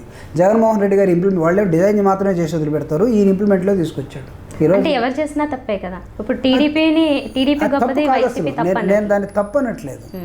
మీకు మనసు రాలేదు, ఇక్కడ మనసు ఉంది. మీరు మిషన్ మనస్తత్వంలో ఉన్నారు, ఈయన మనిషి మనస్తత్వంలో ఉన్నాడు. This is biggest difference we have to draw. చాలా భారీ ఎత్తున చూడాల్సినటువంటి అంశంగా ఒక మానవత్వాన్ని అర్థం చేసుకొని హృదయాన్ని విస్తరించగలిగినటువంటి కెపాసిటీ ఉన్న నాయకుడిగా జగన్మోహన్ రెడ్డి గారు ఉన్నాడు. హృదయాన్ని పరిచి పనిచేసే ఒక రాజకీయ నాయకుడు వచ్చారు. ఆహ్వానించండి, ఆస్వాదించండి, సంతోషించండి, అవసరమైతే సపోర్ట్ చేయండి. ఎందుకు ఈరోజు తెలుగుదేశం పార్టీలో గెలిచినటువంటి ఎమ్మెల్యేలు అందరూ కూడా ఎందుకు వెళ్తున్నారు? సో నీకు అక్కడ ఇక్కడ రెండు చూసిన తర్వాత నియోజకవర్గ అభివృద్ధి మాత్రమే కాదు, the amount of respect you people are getting, that is also most important. ఒక ఐఏఎస్ ఆఫీసర్ని ఏ ముఖ్యమంత్రి అయినా అన్నాన్ని పిలిచేవాడు ఇంతకుముందు పెద్దోడైతే? Is it not a new trend? Yes, అది రాయలసీమ స్టైల్. నో, రాయలసీమ నుంచి చాలామంది ముఖ్యమంత్రులు వచ్చారుగా. రాజశేఖర రెడ్డి గారిని అన్న అన్నారు కానీ అందరూ రాజన్న అని. రాజశేఖర రెడ్డి గారు ఐఏఎస్ వాళ్ళని అన్న అనలేదుగా. చంద్రబాబు నాయుడు గారు అన్న అనిపించుకోలేకపోయాడు కానీ ఆయన కూడా ఉన్న అన్న అనలేదుగా. ఆయన కంప్లీట్గా డిఫరెంట్. అట్లానే కోట్ల విజయభాస్కర్ రెడ్డి గారు, లేదా ఆ పక్కకు వస్తే నెల్లూరులో జనార్దన్ రెడ్డి గారు ముఖ్యమంత్రులు. ఇప్పుడు జగన్మోహన్ రెడ్డి గారు టోటల్గా మీరు అన్నట్టుగా లేత వయసులో చిన్న వయసులో సమాజాన్ని అర్థం చేసుకొని ప్రతి వాడిని అవ్వ, తాత, అక్క, చెల్లి, అన్న ఈ దీనిలోకి వచ్చాడు కదా. వచ్చినప్పుడు ఇది దేనికి ఉపయోగపడుతుందంటే నీకు ఓన్ చేసుకోవటం కోసం, నీకు ఎస్ నా మనిషి అనే అర్థాన్ని ఇవ్వటం కోసం ఇది అద్భుతంగా మనకు వస్తుంది. ఆ తర్వాత ఒకసారి నీ మనసును జయించిన తర్వాత మిగతా అన్నీ ఆటోమేటిక్గా సరెండర్ అయిపోతాయి. సో అలాంటి పాలకులు కావాలనేదే మన రాజ్యాంగం చెప్తుంది. You try to understand the society in better way అంటే అర్థం ఏంటంటే దానిలో నువ్వు ఇన్వాల్వ్ అయ్యి అర్థం చేసుకోవాలి. అంతరాలు ఉన్నటువంటి సమాజం. ఇందాక నేను చెప్పాను, ఒక రాష్ట్రంలోనే చాలా మాండలికాలు, అనేకమైన కులాలు, అంటరాని కులాలు, దూరంగా ఉండే కులాలు. మీరు చూడండి, దాదాపు 40 కోట్ల మంది వలస కార్మికులు నిన్న కరోనా వల్ల వెళ్ళిపోతూ ఉన్నారంటే వాళ్ళు ఎవరో చూడండి అసలు. అంటే ఇంతకాలం మనం పని చేసుకోకుండా 40 కోట్ల మందితోటి మనం పని చేయించుకున్నాం. దీని అర్థం అంటే ఎంత సోంబేరితనం ఈ దేశంలో ఉందో కనపడటం లేదా? అంటే ఎంత వేరియేషన్ ఉంది అటు నార్త్ నుంచి సౌత్ దాకా. సో వీటన్నిటినీ కలపమనే కదా రాజ్యాంగం చెప్పింది. కలపాలంటే నువ్వు మనసుని పరవాల్సిన అవసరం ఉంది కదా. నువ్వు మనసుని నువ్వు ఎక్స్పాండ్ చేయకుండా, ఎక్స్పాండ్ అంటే మళ్ళీ పొద్దున్నే ఎక్సర్సైజుల్లో కాదు, ఛాతీ పెంచుకొని లేకపోతే కండలు పెంచుకోవటం, ఇది కాదు. Understand the society in a better way. This is the most fundamental definition to the constitution. ఆ అర్థం చేసుకున్న వ్యక్తే జగన్మోహన్ రెడ్డి గారు ఈరోజు వచ్చారు. అందుకే అన్నని పిలవగలుగుతున్నాడు, చెల్లెని పిలవగలుగుతున్నాడు. ఇందాక నేను చెప్పినట్టుగా తల నిండా పుళ్ళు ఉన్నటువంటి ముసలివాడిని గట్టిగా ముద్దు పెట్టుకొని, అంటే ఆయన ఏమనుకుంటాడు చెప్పండి? నన్ను నా కొడుకు తాకట్లేదు, నా భార్య తాకట్లేదు, నా కుటుంబం వాళ్ళే తాకట్లేదు, నా దగ్గర వాసన వస్తుందని. కానీ జగన్ అనే వ్యక్తి నా దగ్గరికి వచ్చి ముద్దు పెట్టిపోయాడంటే అతను మర్చిపోతాడా? మర్చిపోడు. సో ఆ మనస్తత్వం ఎక్కడి నుంచి వచ్చి ఉంటుంది? మదర్ తెరీసాని చూసాం, కుష్ఠరోగులకి క్లీన్ చేసి మొత్తం కట్లు కట్టిందని. కానీ ఓదార్పు యాత్రలో అనేకమైన అనుభవాలు. ఒక్కొక్కటి చెప్పాలంటే మనకు టైం సరిపోవచ్చు. I have seen personally. Okay, ఎలా కరిగిపోతాడో ఒక సమస్య చెప్పినప్పుడు జగన్మోహన్ రెడ్డి గారు ఎంత ఒదిగిపోతాడో. ఇవన్నీ తన పాదయాత్ర ద్వారా సొసైటీని అర్థం చేసుకుని అవకాశం ప్రజలు ఇచ్చారు కాబట్టి ఇంప్లిమెంటేషన్లో యాజ్ ఏ చీఫ్ మినిస్టర్ చేస్తున్నాడు. దీనికి పేర్లు పెట్టి దీనికి అడ్డంకులు సృష్టించి దీన్ని కోర్టులకు వెళ్ళి గందరగోళం చేసే విధానం. కోర్టు వెళ్తే ఏమవుతుంది, ఒకవేళ కొన్ని అంశాల్లో ఫండమెంటల్గా కోర్టుకి కళ్ళు చెవులు ఉండవంటారు, అంతే కదా, దానికి సాక్ష్యాలు మాత్రమే కావాలి. కానీ మనసుని సమాజంలో పరవాలంటే వాళ్ళు రాలేరు కదా. చాలా అంశాల్లో కోర్టు వెర్డిక్ట్స్ చూసినప్పుడు due respect in the courts, వాటి జడ్జిమెంట్స్ మీద కూడా. కానీ చాలా విషయాలు అది కాదు. This is totally a different person now he is. So మరి మీరు చెప్పే మాటలు ఏంటంటే, సో హైలీ క్వాలిఫైడ్ సీఎంగా ఉండడానికి జగన్ అన్నట్లుగా మాట్లాడుతున్నారు. సో ఫ్యూచర్లో కూడా మీరు ఖచ్చితంగా జగన్తోనే ఉంటారు, మీ ట్రావెల్ అంతా జగన్తోనే ఉండబోతుందని డిసైడెడ్ కదా, డిసైడెడ్. మేము అసలు ఏమి తెలియనప్పుడే ఆయనతో ప్రయాణం చేశాం. కష్టాలు ఉంటాయి, నష్టాలు ఉంటాయి, ఛాలెంజెస్ ఉంటాయి, ఇన్నున్నప్పుడు కూడా మేము ప్రయాణం ప్రారంభించాం. సో కాబట్టి చివరిదాకా అటు ఉండటం కోసమే ప్రిపేర్ అయ్యి రావటం జరిగింది. మీరు పార్టీలు మారే దాని గురించి మాట్లాడాల్సి వచ్చినప్పుడు, సరే దానికి ఒకసారి టీడీపీకి వెళ్ళారు, వైసీపీకి వచ్చారు, ఇలాగో ఇన్ కేస్ బీజేపీ వస్తే బీజేపీకి కూడా వెళ్తారు. సో దానికి జస్టిఫికేషన్గా మీ దగ్గర ఒక ఆన్సర్ ఉంటుంది, దళితుల కోసం సంథింగ్ అక్కడ ఏదో లూజ్ అయ్యాను, ఇక్కడ జరుగుతుందని వెళ్ళానని అనొచ్చు మీరు. మేబీ అలా అంటే ఏమంటారు ఆ పరిస్థితి వస్తే? ఇదే ఆన్సరా మీ దగ్గర ఉండేది, లేకపోతే అప్పుడు కారణాలు వేరే ఉండొచ్చు? ప్రశ్న సమాధానం రెండు మీరే చెప్పారు. నా ప్లేస్లో కూడా మీరు వచ్చారు, కానీ నా మనసులోకి మీరు రాలేకపోవచ్చు. ఇప్పుడు కూడా బీజేపీ ఉంది, బీజేపీకి నేను వెళ్ళలేదుగా. బీజేపీ నుంచి ఆఫర్స్ వచ్చాయి, strong leader from Dalit community, educated and committed, ఒక ప్రయత్నం జరిగింది. But I never, the reason behind ఏమై ఉండొచ్చు, ఇక్కడ లైక్స్ అండ్ ఇక్కడ ఉన్నాయి, ఇతను మాత్రమే చేయగలడనే ఆలోచన ఉంది సొసైటీకి, జగన్మోహన్ రెడ్డి గారు. సో ఆ ప్రూవెన్ రికార్డు ఎక్కడైతే ఉంటుందో అటాచ్మెంట్. ఈరోజు మీరు అనుకోవచ్చు రాష్ట్రంలో ఉన్నది ఒక దళితుడిగా నేను చెప్తున్నాను, నేను ఎలక్షన్ టైంలో ఆయనతో లేకపోవచ్చు, కానీ ఎస్సీస్ మొత్తం ఏం ఫీల్ అయ్యారు తెలుసా? ఆయన మనవాడు, ఇది మన ప్రభుత్వం వచ్చిన తర్వాత ఇప్పుడు ఎవరైనా మా వాళ్ళని కదిలించండి, ప్రభుత్వం మందన్న అంటున్నాడు. చాలామంది అనొచ్చు రెడ్డిస్ ప్రభుత్వం అని, రెడ్డిస్ వాళ్ళు అట్లా ఫీల్ కావట్లేదు, ఎస్సీల ప్రభుత్వం అని ఫీల్ అవుతున్నారు. అంటే ఆ ఫీల్ అనేది క్రియేట్ చేయటం అనేది రాజశేఖర రెడ్డి గారిని కూడా ఓన్ చేసుకున్నారు చాలామంది. రాజశేఖర రెడ్డి గారు తన ఆలోచన, ఆయన ఎక్స్పీరియన్సు, తర్వాత గౌరవించే విధానం, మనిషిని అసలు ఎదురు పెడితే కొంచెం దూరం ఉంటే కళ్ళతోనే మనిషిని అంత ఇంబైబ్ నేచర్ని చూపిస్తాడు. దగ్గరికి వస్తే ఇలా పొడుస్తాడు, ఇంకా దగ్గర ఉంటే ఇలా వేస్తాడు. చాలామంది ముఖ్యమంత్రులు దూరంగా కలిసి షేక్ హ్యాండ్ కూడా ఇవ్వలేని పరిస్థితి ఉంటుంది. జగన్ అన్న ఏం చేశాడు, గట్టిగా ఆహ్వానించేసుకుంటాడు, కౌలించేసుకుంటాడు. సో ఇలాంటి వ్యక్తి, ఇలాంటి మనస్తత్వం కొంత డిఫరెంట్ ఉండొచ్చు, కానీ ఇది మాత్రమే చూస్తున్నారు. కానీ మొట్టమొదటిలో జూపుడి మాత్రమే నిలబడ్డాడు అనేది కూడా చూడాలిగా. అంటే మంచిగా చెడు గురించి అది చెడు గురించి కొంతమంది మాట్లాడతారు, పిరికి వాళ్ళు ఉంటే ఇంకా ఎక్కువ మాట్లాడతారు. అందుకే మనందరం కూడా కలిసి పనిచేయడానికి there is a plenty of space ఎంత ఉందంటే చాలా ఉంది. ఎవడికి కాంపిటేటర్ కాదు అసలు. సో భారతదేశంలో పార్టీలు ఎవరు మారకూడదని రూల్ ఏమి లేదు, ఇప్పుడు ఉన్న వాళ్ళందరూ కూడా పుట్టిల్లు ఎక్కడ అంటే వేరే చెప్పాల్సి వస్తుంది. కానీ నువ్వు ఉన్న ప్రదేశంలో ఎంత అద్భుతంగా పనిచేసావో, నువ్వు ఉన్న కాలంలో ఎంతమందిని నీ వైపు. రాజశేఖర రెడ్డి గారు చనిపోయిన తర్వాత ఎందుకు దేశమంతా, రాష్ట్రం అంతా ఎందుకు కన్నీళ్ళు కార్చింది? ది వే ఈ showed is love and affection towards the society. ప్రతిపక్షం వాడు వచ్చినా సరే ఒక ముఖ్యమంత్రిగా వస్తే ముందు అతనికి ఏం కావాలో చూసి చేయమన్నాడు, అంతేగాని అతను ఆ పార్టీ ఈ పార్టీ అని చెప్పలేదు. ఆయన ఆ వార్త విన్న తర్వాత సమాజం మొత్తం కూడా చెలించిపోయింది కదా. అలాంటి incident can you show me భారతదేశ చరిత్రలో ఎక్కడైనా జరిగిందా? ఆంధ్రప్రదేశ్లో తప్ప. చాలామంది నాయకులు చనిపోయారు, లేకపోతే యాక్సిడెంట్లు జరిగి ఉండొచ్చు, కానీ ప్రజలు చూపించినటువంటి ప్రేమ అభిమానాలు చనిపోయిన తర్వాత, లేకపోతే చనిపోక ముందు ఆయన చూపించినట్టు, it is something like a reciprocation, vice versa. నువ్వు ఎలా ఉంటావో నీ దాన్ని బట్టే నీకు నెక్స్ట్ కూడా అలా ఉంటుంది, రిసీవింగ్ ఎండ్లో ఉండేది. అది జరిగినటువంటి నేపథ్యం. అలాంటి వాతావరణం నుంచి వచ్చినట్టు జగన్మోహన్ రెడ్డి గారు అద్భుతమైన పరిపాలన ఈరోజు రాష్ట్రంలో. కొన్ని అక్కడక్కడ ఎవరైనా చూయించేమో కానీ he has got a tremendous decision making mind himself. Okay. చాలా చాలా మందికి ఇనిషియల్ స్టేజ్లో తప్పుగా కనపడవచ్చు, ఏంటో అనుకోవచ్చు. కానీ ఆయన ఒకసారి డెసిషన్ తీసుకున్నాడంటే దాని వెనకాల పెద్ద స్టడీ ఉంటుంది. స్టడీ వెనకాల ఎవరెవరు ఉండాలి వాళ్ళందరూ ఇవ్వాలని కూడా కాదు, హీ హిమ్సెల్ఫ్ థింక్ చాలా స్పష్టంగా. అలాంటి strong decision maker Jaganmohan Reddy గారు. సోనియా గాంధీకే నాకు టైం అవుతుంది మేడం అని చెప్పి బయటకు వచ్చేసాడు. ఎవరిని ఉన్నారా? ఆయన తండ్రి ఈవెన్ రాజశేఖర రెడ్డి గారు కూడా చేయలేకపోయారు. ఆయన కూడా రాజశేఖర రెడ్డి గారు సోనియా గారు ఏది చెప్తే అది చేయాలనే ప్రయత్నం చేస్తూ ఉండేవాడు, ఆమెను ఒప్పిస్తూ ఉండేవాడు. కానీ జగన్మోహన్ రెడ్డి గారు డిఫర్ అయిపోయాడు. డిఫర్ అయిన తర్వాత సారీ మేడం నాకు ఫ్లైట్ టైం అయిపోతుంది వచ్చేస్తే, ఏంటి నన్ను కాంగ్రెస్ పార్టీ అధ్యక్షురాలని ఆల్మోస్ట్ వాళ్ళు ఈ దేశానికి అధిపతి నన్నే వ్యతిరేకించిపోతున్నాడు, వాట్ టైప్ ఆఫ్ పర్సన్ అనుకున్నారు. తర్వాత అర్థమైంది కాంగ్రెస్ పార్టీ జూరీ అయిన తర్వాత.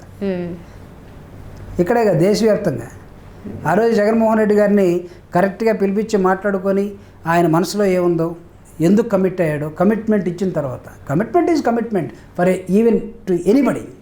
ఆవిడ లెవెల్లో ఆవిడ కమిట్మెంటు, జగన్మోహన్ రెడ్డి గారి లెవెల్లో జగన్మోహన్ రెడ్డి గారి కమిట్మెంట్. ఆయన ఒక ఎంపీ మాత్రమే, ఎందుకు డిఫర్ అవుతున్నాడో ఎందుకు ఆలోచించలేకపోతారు. ఈరోజు ఒక డెసిషన్ తీసుకున్నాడు, ఆ డెసిషన్ వెనకాల ఏముందో ఎందుకు ఆలోచించారు మన వాళ్ళందరూ కూడా ఆలోచించాలి. నాయకుడు ఒక డెసిషన్ తీసుకున్నాడంటే అది సామాన్యంగా తప్పు డెసిషన్ కావాలని ఏ నాయకుడు తీసుకోడు.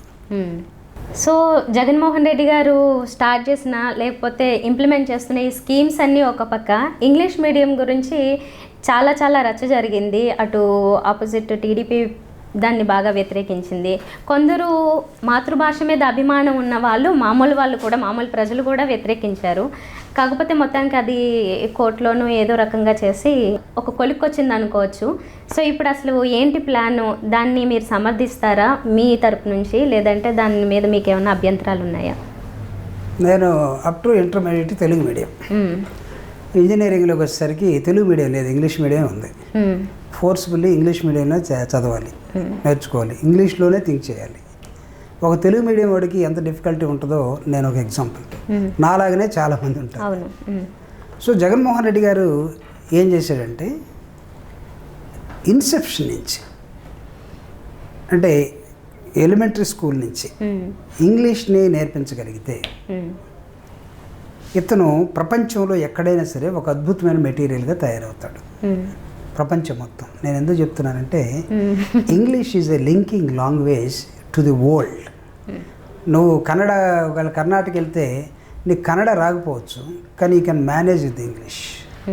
తమిళనాడు వెళ్తే యూ కెన్ మేనేజ్.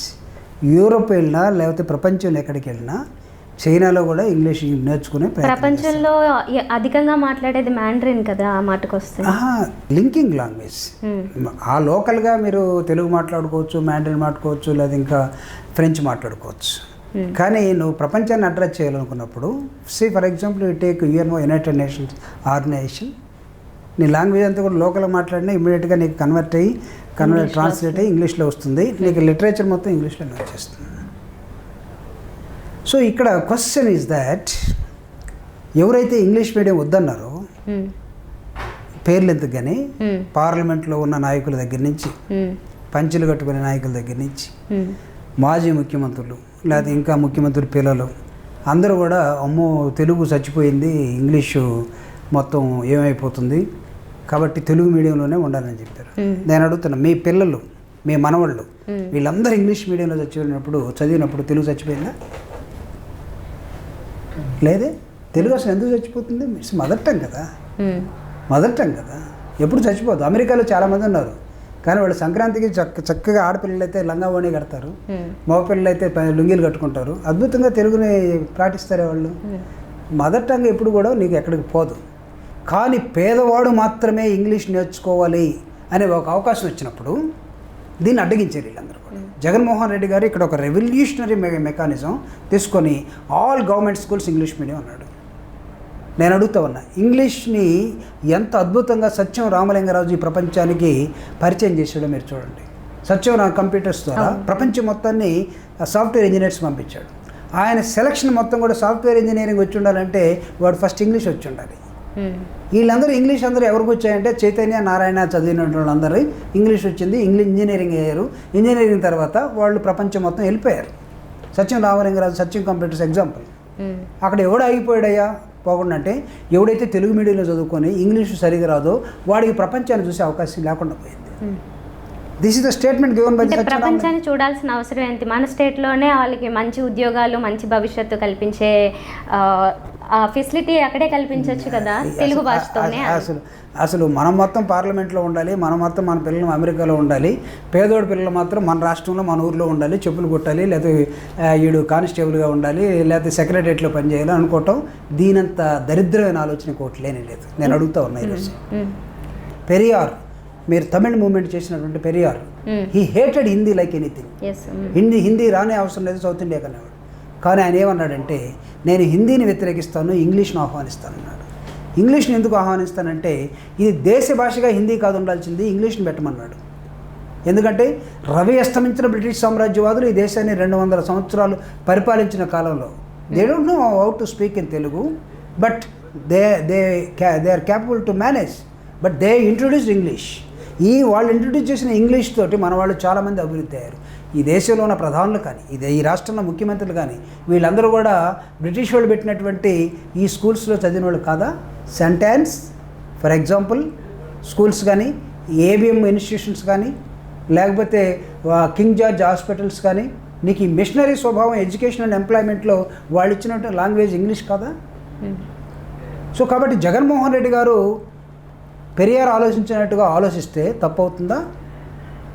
అదే కాదు, పెరియార్ మాత్రమే కాదు, డాక్టర్ బాబాసాహెబ్ అంబేద్కర్ ఆయన 21 సంవత్సరంలో కొలంబియా యూనివర్సిటీ న్యూయార్క్ సిటీ వెళ్ళిన తర్వాత ఆయన ఇంగ్లీష్ని అద్భుతంగా నేర్చుకుని వచ్చిన తర్వాత, ఇంగ్లీష్లో ఇండియన్ కాన్స్టిట్యూషన్ని డ్రాప్ చేసిన తర్వాత, ప్రపంచంలో అద్భుతంగా మాట్లాడే ఒక కెపాసిటీ తెచ్చుకున్న తర్వాత, ఇంగ్లీష్ ఎలాంటిదంటే పులి పాలు తాగితే ఎంత శక్తివంతంగా ఉంటాడో ఇంగ్లీష్ నేర్చుకున్నవాడు అంత కమాండబుల్గా ఉంటాడు.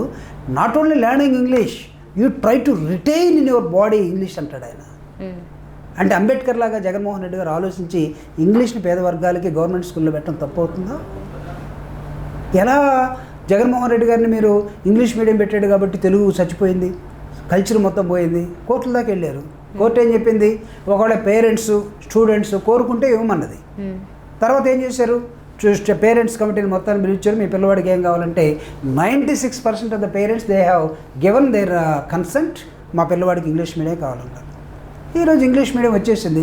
కావాలంటే ఒకటే అరా ఎక్కడైనా తెలుగు మీడియం కావాలనుకుంటే తెలుగు మీడియం స్కూల్స్ కూడా పెట్టారు. నేను ఒక అంశం చెప్పదలుచుకున్నాను. గ్రామీణ ప్రాంతాల్లో గ్రామాల్లో ఉన్న కూలికి వెళ్ళే తల్లిదండ్రులు కూడా ఎన్ఆర్ఈజీపీ ప్రోగ్రామ్కి, గవర్నమెంట్ ప్రోగ్రామ్కి వెళ్ళి రోజుకు 200 సంపాదించుకునే వాళ్ళ తల్లిదండ్రులు కూడా వాళ్ళకి పొట్టబడి సాక్ష్యం లేదు, చదువుకునే అవకాశం లేదు, కల్చరల్ బ్యాక్గ్రౌండ్స్ అలాంటివి. కానీ వాళ్ళ పిల్లలు మాత్రం వాళ్ళ ఊర్లో ఏదైనా కాన్వెంట్ స్కూల్ ఉంటే అక్కడికి ఇంగ్లీష్ మీడియం పంపాలనే ప్రయత్నం చేస్తున్నారు. కానీ ఫీజు ఎంత ఉన్నా సరే నా పిల్లవాడు నాలాగా కూలి చేసుకోవాలి, పొలాల్లో తిరగాలని ఏ తల్లిదండ్రి ఆలోచించరు. తల్లిదండ్రులే ఆలోచించకపోతే ఈ రాష్ట్రానికి పెద్దగా ఉన్న ముఖ్యమంత్రి తల్లిదండ్రుల తరపున ఒక పెద్దగా ఆలోచించి మొత్తాన్ని ఇంగ్లీష్ మీడియం పెట్టేద్దామని ఉంటే ఇది ఒక రెవల్యూషన్. దీన్ని కాదని మీరు అబాస్ ఫాలో అవటం తప్పితే ఏమైనా చేయగలిగారా? నేను అడుగుతాను, ఈరోజు ఆపగలిగారా వీళ్ళందరూ? నిన్న లోకేష్ గారు ఏమన్నారు? నేను ఇంగ్లీష్లో చదువుకోబట్టి నాకు తెలుగు సరిగా రాలేదు, ఇబ్బంది పడుతున్నాను, కాబట్టి అందరు తెలుగు కావాలి, తెలుగులో చదువుకో. తెలుగులో నువ్వు ఇబ్బంది పడ్డవాడు కానీ ఇంక మిగతా వాడు ఎవరు ఇబ్బంది పడరు. ఎవడు పడ్డ అసలు ఎందుకు చదువుకున్నారు? నేను అడుగుతాను, ఎందుకు చదువుకున్నారు ఇంగ్లీష్ మీడియంలో, ఇంగ్లీష్ కాన్వెంట్లో? ఎందుకు ఫారెన్లో చదువుకున్నారు? There are 2 countries in the nature in this country అంటారు. 2 కంట్రీస్. ఈ భారతదేశంలో రెండు దేశాలు ఉన్నాయి. ఒకటేమో urban India, the another one is rural India. Urban ఇండియాలో ప్రతివాడు ఇంగ్లీష్ మీడియంకి వెళ్తాడు, కానీ రూరల్లో ఉన్నటువంటి పోయే అవకాశం లేదు. అందుకే రూరల్ ఇండియాని అట్రాక్ట్ చేస్తున్నటువంటి జగన్మోహన్ రెడ్డి గారు ఒక ఆస్తిని, చదువు అనే ఆస్తిని ఇస్తున్నాడు. నువ్వేమీ ఎకరాలు లేకపోతే పొలాలు లేకపోతే డబ్బులు ఇవ్వాల్సిన అవసరం లేదు. Give education, that is going to be big asset to the individual or the family or the backward, to remove the backwardness.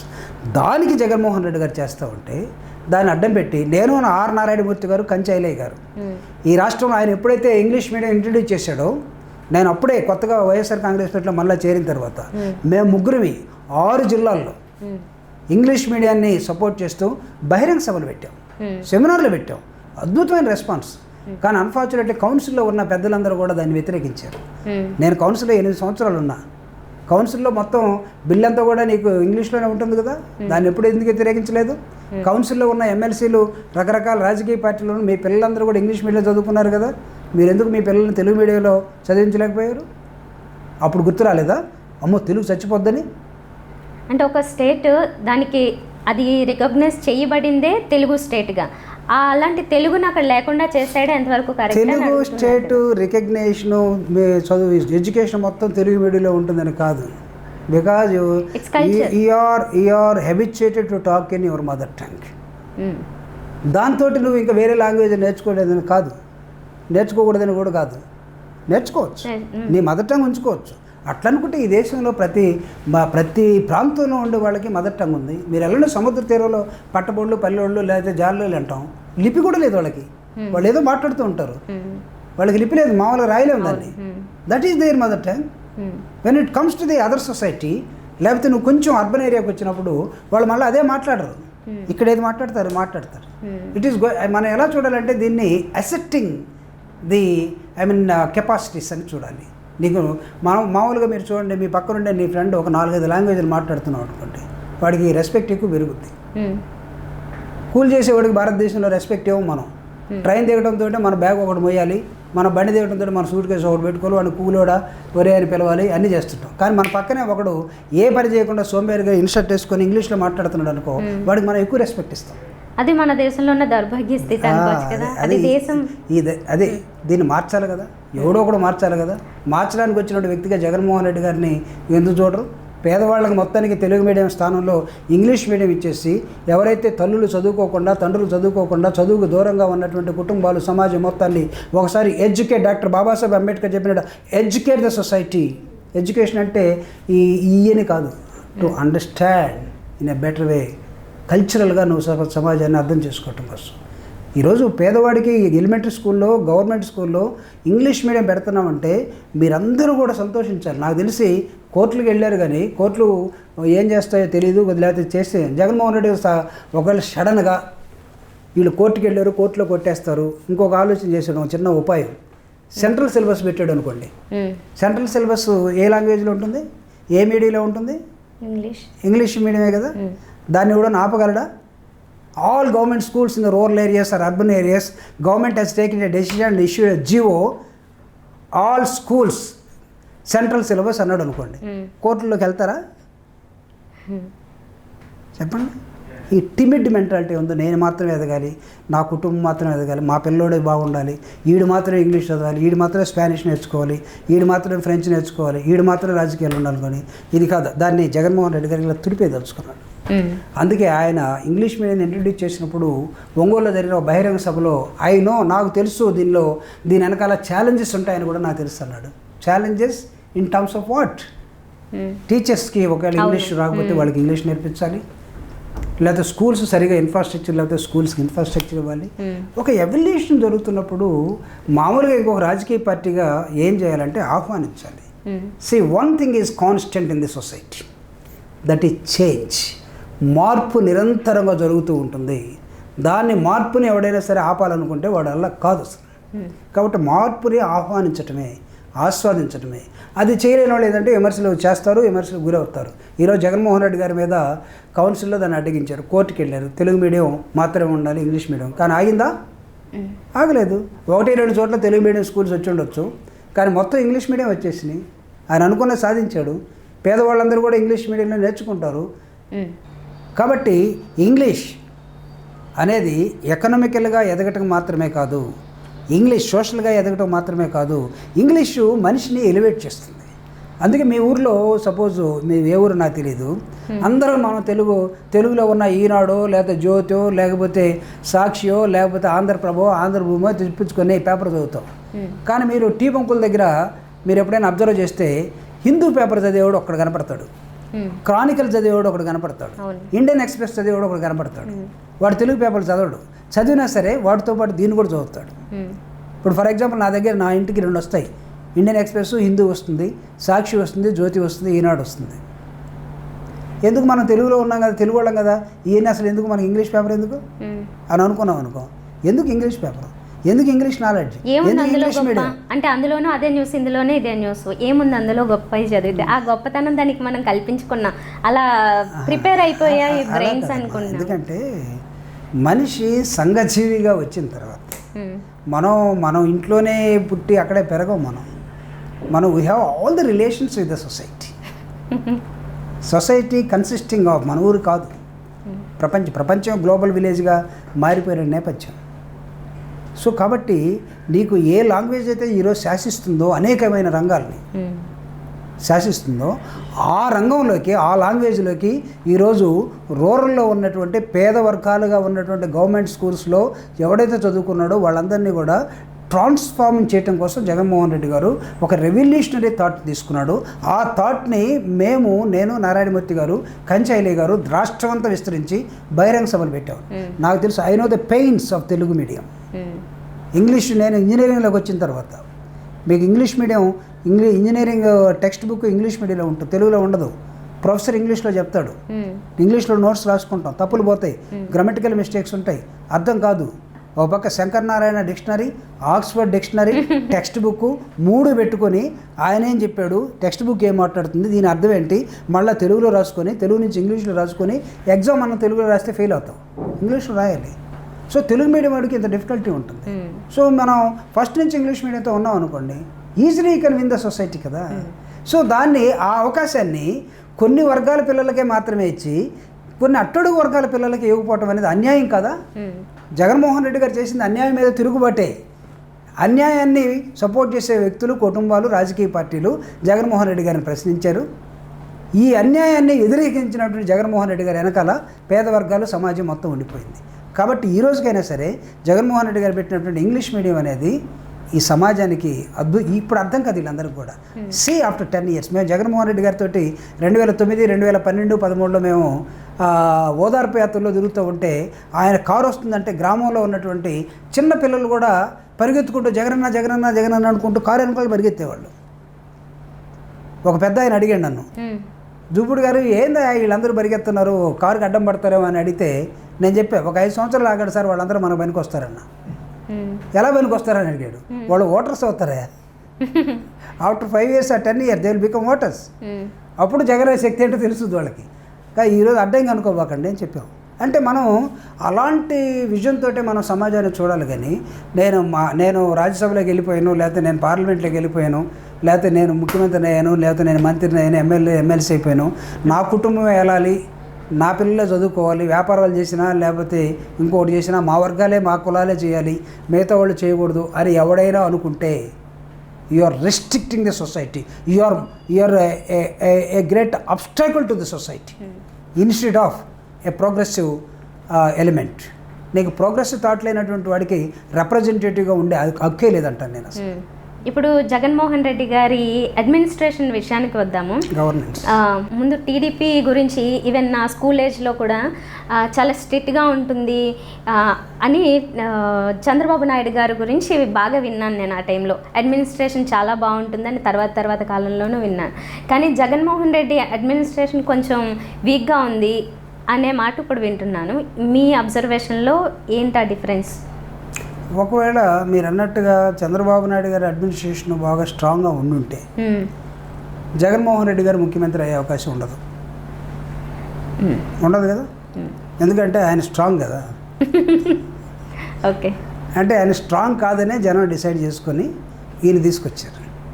ప్రతి ముఖ్యమంత్రికి, ప్రతి గవర్నమెంట్కి ఒక పాలసీ ఉంటుంది. That is called public policy, not private policy. ఈ public పాలసీలో జగన్మోహన్ రెడ్డి గారు చూపిస్తున్నటువంటిది ఒకటి వెల్ఫేర్ యాంగిల్. ఈ వెల్ఫేర్ యాంగిల్ తన మైండ్లో ఉన్న తర్వాత all the officers or the administrators వీళ్ళందరూ కూడా ఆయన ప్రకారం ట్యూన్ అవ్వాల్సిన అవసరం ఉంటుంది. వీళ్ళెవరు మధ్యలో ఇంటరప్ట్ చేయడం కోసం కానీ డిస్టర్బ్ చేయడం కానీ ఉండడానికి వీల్లేదు. ఈరోజు మీరు మీ కుటుంబంలో లేకపోతే మీ ఏరియాలో మీరు జరుగుతున్నాయి తప్పు, ఇది కరెక్ట్ చేయాలని మీరు అనుకున్న తర్వాత మీ లెవెల్లో మీరు కరెక్ట్గా దాన్ని ప్రయత్నం చేస్తారా లేదా? తప్పుని రెక్టిఫై చేయటం కోసం. సో జగన్మోహన్ రెడ్డి గారు అది చేస్తున్నారు. ఇప్పుడు ఇన్నాళ్ళు జరిగినటువంటి ఈ పబ్లిక్ పాలసీ ఏదైతే ఉందో, ఈ అంతరాలు ఉన్నటువంటి సమాజంలో, ఫర్ ఎగ్జాంపుల్ యూ టేక్ ఒక 5గురికి మంత్రి పదవులు ఎస్సీ ఎస్టీలకు ఇచ్చేసాడు క్యాబినెట్లో. ఒక హోమ్ మినిస్టర్, అట్లానే 2 డిప్యూటీ, 3 డిప్యూటీ, 5 డిప్యూటీ సీఎంలు, ఎస్సీస్లో నుంచి 5 మంత్రులు, ఎక్కడన్నా ఏ క్యాబినెట్ ఈవెన్ కంబైన్డ్ స్టేట్ 23 జిల్లాలు ఉన్నటువంటి కంబైన్డ్ ఆంధ్రప్రదేశ్లో కూడా 5 మంత్రులు లేరు ఎస్సీస్. మహా అంటే 3-4 ఉండేవాళ్ళు. కానీ జగన్మోహన్ రెడ్డి గారు 13 జిల్లాలకే 5 చేశాడు. ఒక దళితుడిగా ఏ పార్టీలో ఎవడున్నా సరే దాన్ని పొలిటికల్ పవర్ వైపే ఖచ్చితంగా చూస్తాం. దానికి ఒక సెల్ఫ్ రెస్పెక్ట్ జగన్మోహన్ రెడ్డి గారు ఇచ్చారని చూస్తాం. Is it not a change?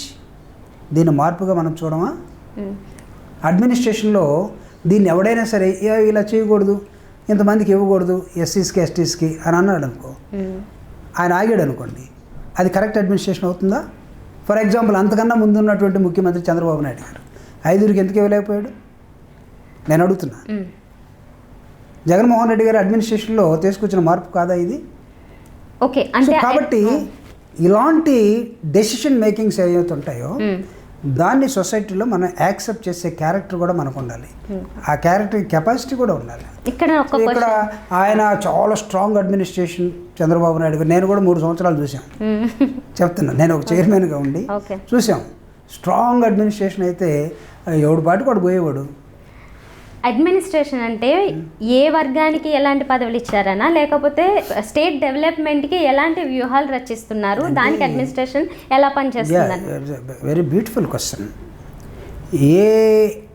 ఏ కులానికి ఏ పదవి ఇచ్చారు అనే దానికన్నా అది కూడా ఇంపార్టెంట్.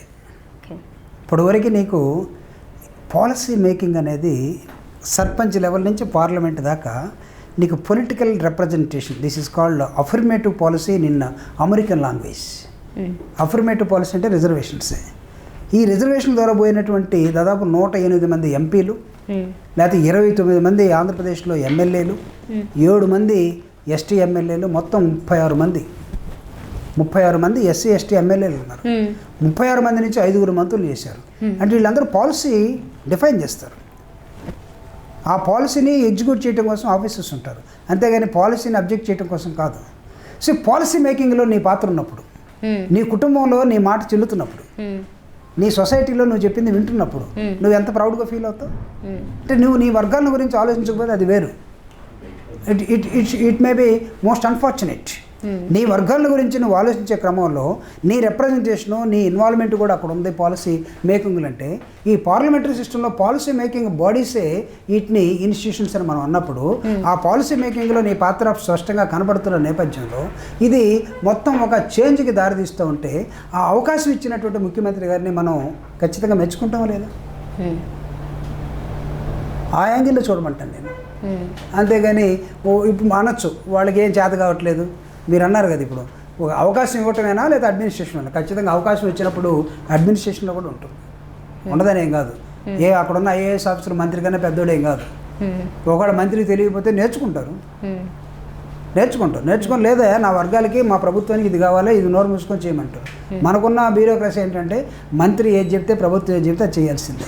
సో ఇప్పుడు మీరు చెప్పినట్లుగా పాలసీ మేకింగ్లో వాళ్ళ పాత్ర ఉండాలంటే వాళ్ళు ఎడ్యుకేటెడ్ అయి ఉండాలా, అవ్వకపోయినా పర్లేదా? అంటే ఎడ్యుకేషన్ అంటే నా దృష్టిలో నాట్ ఓన్లీ ది క్వాలిఫికేషన్, సమాజాన్ని పర్ఫెక్ట్గా అర్థం చేసుకునే కెపాసిటీ ఉంటే ఎడ్యుకేషన్. అందుకే అంబేద్కర్ గారు నీకు ఈ పాలసీ తయారు చేసే రిప్రజెంటేటివ్స్ ఎంపీకి, ఎమ్మెల్యేకి, ఎమ్మెల్సీకి ఏ క్వాలిఫికేషన్ పెట్టాల. మినిమం డిగ్రీ ఉండాలి, యూపీఎస్సీ రాయాలంటే డిగ్రీ ఉండాలి, ఇంజనీరింగ్ వెళ్ళాలంటే ఎంసెట్ క్వాలిఫై కావాలి. ఇవి పెట్టలేదు. ఏమి లేకపోయినా సరే, ఈవెన్ ఏలు ముద్ర అయినా సరే నువ్వు you are capable or eligible to contest. అయితే నువ్వు అర్థం చేసుకోవాల్సిన విషయం ఏంటంటే ఈ దేశాన్ని ఆయన ఒక మాట చెప్తాడు, నేను ఎందుకు ఇక్కడ క్వాలిఫికేషన్ పెట్టలేదు. మనం అనుకోవచ్చు బాగా చదువుకొని ఉన్నవాడు ఈ దేశాన్ని కానీ లేదా సమాజాన్ని బాగా చేస్తాడని. ఇందాక ఒక ఎగ్జాంపుల్ చెప్పా, బాగా చదువుకున్నవాడు ఈ దేశంలో స్కాములు చేశాడు, చదువుకున్నవాడు స్కాములు చేయలేదు. ఇప్పుడు అడ్మినిస్ట్రేషన్కి వచ్చేసరికి, అర్థం చేసుకోవడానికి వచ్చేసరికి నీకు కొంత అసిస్టెన్స్ కావాలి. చదువుకున్నవాడికి చదువుకున్నవాడికి తేడా ఉంటుంది. కానీ ఇక్కడ నువ్వు తీసుకున్న అసిస్టెన్స్ మీద నీ అడ్మినిస్ట్రేషను కెపాసిటీస్ ఆధారపడి ఉంటాయి. అందుకే అంబేద్కర్ గారు నువ్వు ఎన్నుకునే నీ రిప్రజెంటేటివ్ ఎంపీ అయితే, ఎంపీ రేపు మంత్రి కావచ్చు, నీ ఎంపీకి నీ కింద 7 నియోజకవర్గాలు ఎమ్మెల్యేలు ఉంటాయి. నువ్వు ఎమ్మెల్యే అయితే నీ కింద 5-6 మండలాలు ఉంటాయి. ఆయన ఏం చెప్తాడంటే నీ నియోజకవర్గ సరిహద్దులు తెలిసి ఉండాలి నువ్వు ఎన్నుకునేవాడిని అంటాడు. He must know the boundaries of his constituency. అంటే కనీసం ఇప్పుడు ఉన్నటువంటి ఎమ్మెల్యేలకి బౌండరీస్ కూడా తెలియదు, జనం కూడా తెలియదు, పేర్లు కూడా తెలియదు. It is very unfortunate. We are deviating the Indian constitution basic structure. ఆయన ఆలోచించింది ఎన్నుకునే ప్రజలు ఓటర్ ఎలా ఉంటాడై ఉండాలంటే ఈడు నన్ను అర్థం చేసుకున్నాడై ఉండాలి, నా నియోజకవర్గాన్ని అర్థం చేసుకున్నాడు. అందుకే నా భాషలో చెప్పాలంటే అంబేద్కర్ చెప్పిన భాషని, నీ ఎమ్మెల్యే నీ నియోజకవర్గంలో ఎన్ని మండలాలు ఉన్నాయి, ఎంతమంది ప్రజలు ఉన్నారు, ఆ ప్రజల్లో ఆడవాళ్ళు ఎంతమంది, అబ్బాయిలు ఎంతమంది, మగపిల్లలు ఎంతమంది, ఆడపిల్లలు ఎంతమంది, చదువుకున్న వాళ్ళు ఎంతమంది, పేదలు ఎంతమంది, అన్నం తినగలిగిన వాళ్ళు ఎంతమంది, ప్రభుత్వం సహాయం చేయాల్సిన వాళ్ళు ఎంతమంది, ఎన్ని కుక్కలు ఉన్నాయి, ఎన్ని కోళ్ళు ఉన్నాయి, ఎన్ని చెరువులు ఉన్నాయి, ఎన్ని చెట్లు ఉన్నాయి, ఎన్ని కాలువలు ఉన్నాయి, ఏ పంటలు పండుతాయి, టైప్స్ ఆఫ్ సాయిల్స్ ఎన్ని ఉన్నాయి, ఇవన్నీ నీ రిప్రజెంటేటివ్ తెలిసి ఉండాలి. అప్పుడే నువ్వు పర్ఫెక్ట్ పాలసీ తేగలవు. అందుకే మీరు అడిగిన మొట్టమొదటి ప్రశ్న 10 సంవత్సరాల తర్వాత కూడా రిజర్వేషన్స్ ఎందుకు ఎక్స్టెండ్ చేయబడుతున్నాయంటే పోయినటువంటి వాళ్ళు తప్పు కానీ, పరిపాలించిన వాళ్ళు తప్పు కానీ, వాళ్ళు అర్థం చేసుకోవటంలో ల్యాగింగ్ ఉంది కానీ, లేకపోతే ఓటేసిన ప్రజల్లో ల్యాగింగ్ ఉంది కానీ, పర్ఫెక్ట్గా నన్ను అర్థం చేసుకుని వ్యక్తులుంటే ఈ దేశం ఎందుకు మనకన్నా 2 సంవత్సరాలు వెనక్కి తెచ్చుకున్న స్వతంత్రం China, now they are ruling the entire globe. 40 ఏళ్ళ మనకు వస్తే 49లో వాళ్ళకి వచ్చింది. కలోనియల్ సిస్టమ్ నుంచి లిబరేట్ అయ్యారు. ఎందుకు ముందుకెళ్ళారు? ఎందుకు మనం ఇంకా డెవలపింగ్ కంట్రీగానే ఉన్నాం? Who is stopping you? First of all it tell me. పెద్ద పార్లమెంట్ భవనం ఉంది కదా, సెషన్స్ జరుగుతాయి కదా, నూకల్ కార్నర్ నుంచి జమ్మూ కాశ్మీర్ నుంచి లేకపోతే కన్యాకుమారి నుంచి రిప్రజెంటేటివ్స్ మొత్తం పోతారు కదా, ఎందుకు మార్చుకోలేకపోతారు? నీ ఆస్తులు మొత్తం పెంచుతాయి, లేకపోతే నీ వర్గాలు మొత్తం పెరుగుతారు, దేశం మొత్తం ఎటో పోవాలి. బట్ నీకు వెస్ట్రన్ కంట్రీస్లో ఆ విధంగా లేదే. How they become developed? ఎందుకు నీ థాట్ ప్రాసెస్ ఆ విధంగా లేదు? ఎందుకు నువ్వు బేసిక్ స్ట్రక్చర్ని, ఇండియన్ కాన్స్టిట్యూషన్ని సరిగా అర్థం చేసుకుని ప్రమాణ స్వీకారం చేస్తాం కదా, దాని ప్రకారం ఎందుకు ఉండలేకపోయావు? ఎక్కడో తప్పు ఉంది, ఓటర్స్లో తప్పు ఉంది, నాయకుల్లో తప్పు ఉంది, మనం అర్థం చేసుకోవడంలో తప్పు ఉంది. ఆ తప్పుని సరిదిద్దే క్రమంలో ఆంధ్రప్రదేశ్లో జరుగుతూ ఉంది. అందుకే ఆస్తి ఇవ్వలేకపోవచ్చు. చదువు అనే ఒక వాల్యుబుల్ అసెట్ని జగన్మోహన్ రెడ్డి గారు ఈరోజు ఇంజెక్ట్ చేస్తూ ఉన్నాడు. దాన్ని యాక్సెప్ట్ చేయమని నేను కోరుతా ఉన్నాను. Welfare it is must in the society. Welfare లేకపోతే పేదలను ఎవడో ఆదుకోవాలి. ఈ దేశంలో ఇప్పుడు కూడా 30 కోట్ల మంది 3 పూట్ల అన్నం తినలేకపోతున్నారు. ఒక్క పూట కూడా దొరకట్లేదు. ఎగుటే కాదు, దొరకట్లేదు. 73 సంవత్సరాల తర్వాత కూడా 30 కోట్ల మంది జనం నీ దగ్గర ఒక పూట అన్నం తినేవాళ్ళంటే is it not a part of insult to the rulers or the political parties who rule this country? But ఇప్పటికీ 40 కోట్ల మంది వలస కార్మికులు నిన్న లాక్డౌన్ ప్రకటిస్తే ఈ దేశంలో వలస కార్మికులు కాళ్ళంతా బొబ్బలు పెట్టి నెత్తిన ఒక మూట పెట్టుకొని చంకలో పిల్లోని పెట్టుకొని సరిగా బట్టలు లేకుండా 1000 కిలోమీటర్లు తన ఊరుందని తెలిసి కూడా ప్రయాణం అయిపోతూ ఉంటే ఉంటాడో లేదో, చస్తాడో బతుకుతాడో తెలియదు. What type of ruling you people are giving? Do you call is it administration? ఇది అడ్మినిస్ట్రేషన్ అనుకుందామా? ఇది గవర్నెన్స్ అనుకుందామా? ఉపన్యాసాలు ఇస్తే సరిపోద్దా? లేకపోతే మనం మంచి బట్టలు వేసుకొని మైక్ ముందు నిలబడి మనం ఒక్కడే మాట్లాడితే సరిపోద్దా? అడ్రస్ చేయాల్సిన నేచర్ ఎక్కడ ఉండాలి అసలు? అంటే వెల్ఫేర్ స్కీమ్స్ లేదంటే ఈ ఇంగ్లీష్ ఎడ్యుకేషన్ ఇస్తే అవన్నీ జస్టిఫై అవుతాయంటారా? పార్ట్, ఇది ఒకటే కాదు, ఇది కూడా ఒక పార్ట్. సత్యం కంప్యూటర్స్ లేకపోతే నీకు దేశానికి మన ఇంతమంది కంప్యూటర్ ఇంజనీర్స్, సాఫ్ట్వేర్ ఇంజనీర్స్ పరిచయం అయ్యిండేవాళ్ళ? వాళ్ళకి ఇంగ్లీష్ రాకపోతే అయ్యిండేవాళ్ళ? రేపు మీలాంటి వాళ్ళకి పెద్ద ఒక సిస్టమ్ తయారు చేస్తే ఇంగ్లీష్ వచ్చిన వాళ్ళు నాకు కావాలనుకుంటే ఇప్పుడు ఈ రూరల్లో ఉన్నటువంటి గవర్నమెంట్ స్కూల్లో ఉన్న ఈ పిల్లలందరూ కూడా ఇంగ్లీష్ వచ్చు వీళ్ళకని మీరు భావిస్తే వాళ్ళ భవిష్యత్తుని మీరు ఆలోచించండి. లైఫ్ స్టైల్, మనిషికి మారాల్సింది లైఫ్ స్టైల్. అది ఎప్పుడు మారుద్ది అంటే నీలో లిబరల్ థాట్ ఉన్నప్పుడు మారుద్ది. నువ్వు క్రికెట్ అయిపోతే నీలో ఫ్యూడల్ క్యారెక్టర్స్ ఉంటాయి. వీళ్ళందరూ బానిసలుగా ఉండాలి, వీళ్ళందరూ పనిచేస్తూ ఉండాలి, నేను మాత్రం ఒక జమీందారు లెవెల్లో ఉండాలి అని అనుకునే రూలర్స్ పార్టీలు మన దగ్గర ఉంటే ఈ దేశం ఇంకొక 73 సంవత్సరాలు కూడా ఇట్లానే ఉంటుంది. ఆంధ్రప్రదేశ్ని ఆలోచించండి, ఆహ్వానించండి. జగన్మోహన్ రెడ్డి గారు తీసుకొస్తున్న రిఫార్మ్స్ని ఖచ్చితంగా యాక్సెప్ట్ చేయాల్సినటువంటి ఇన్నోవేటబుల్ సిచ్యువేషను ఈరోజు రాష్ట్రంలో రాబోతూ ఉంది. సో మీరు రాజశేఖర్ రెడ్డి గారితో వర్క్ చేశారు, చంద్రబాబు నాయుడు గారిని చూశారు, ఇప్పుడు జగన్ గారిని చూస్తున్నారు. సో ఈ ముగ్గురులో ఇచ్చిన మాట తప్పకుండా దళితుల విషయంలో నెరవేర్చే వ్యక్తి మీ దృష్టిలో ఎవరు? ఇక్కడ మీరు అన్నట్టుగా ముగ్గురు top leaders, no doubt. Rajasekhara Reddy గారిని అత్యంత విశ్వసనీయత కలిగినటువంటి ఒక నాయకుడిగా, దళితులు ప్రధానంగా మిగతా వర్గాలన్నీ కూడా యాక్సెప్ట్ చేసాయి. ఆయన ఒక ప్రామిస్ చేశాడంటే అది నెరవేర్చి తీరుతాడు అనే దానిలోకి వెళ్ళిపోయారు. అందుకే ఆయన మరణించిన తర్వాత ఆయన కోసం కన్నీళ్లు పెట్టినటువంటి సమాజం ప్రధానంగా అట్టడుగు వర్గాల్లో దళితులు ఉన్నారు. దీన్ని నేను జగన్మోహన్ రెడ్డి గారికి కనెక్ట్ చేసి చెప్తాను. జగన్మోహన్ రెడ్డి గారు సరిగా తెలియదు ఎవరికి, ఆయన కొడుకుగా పేరు మాత్రమే తెలుసు.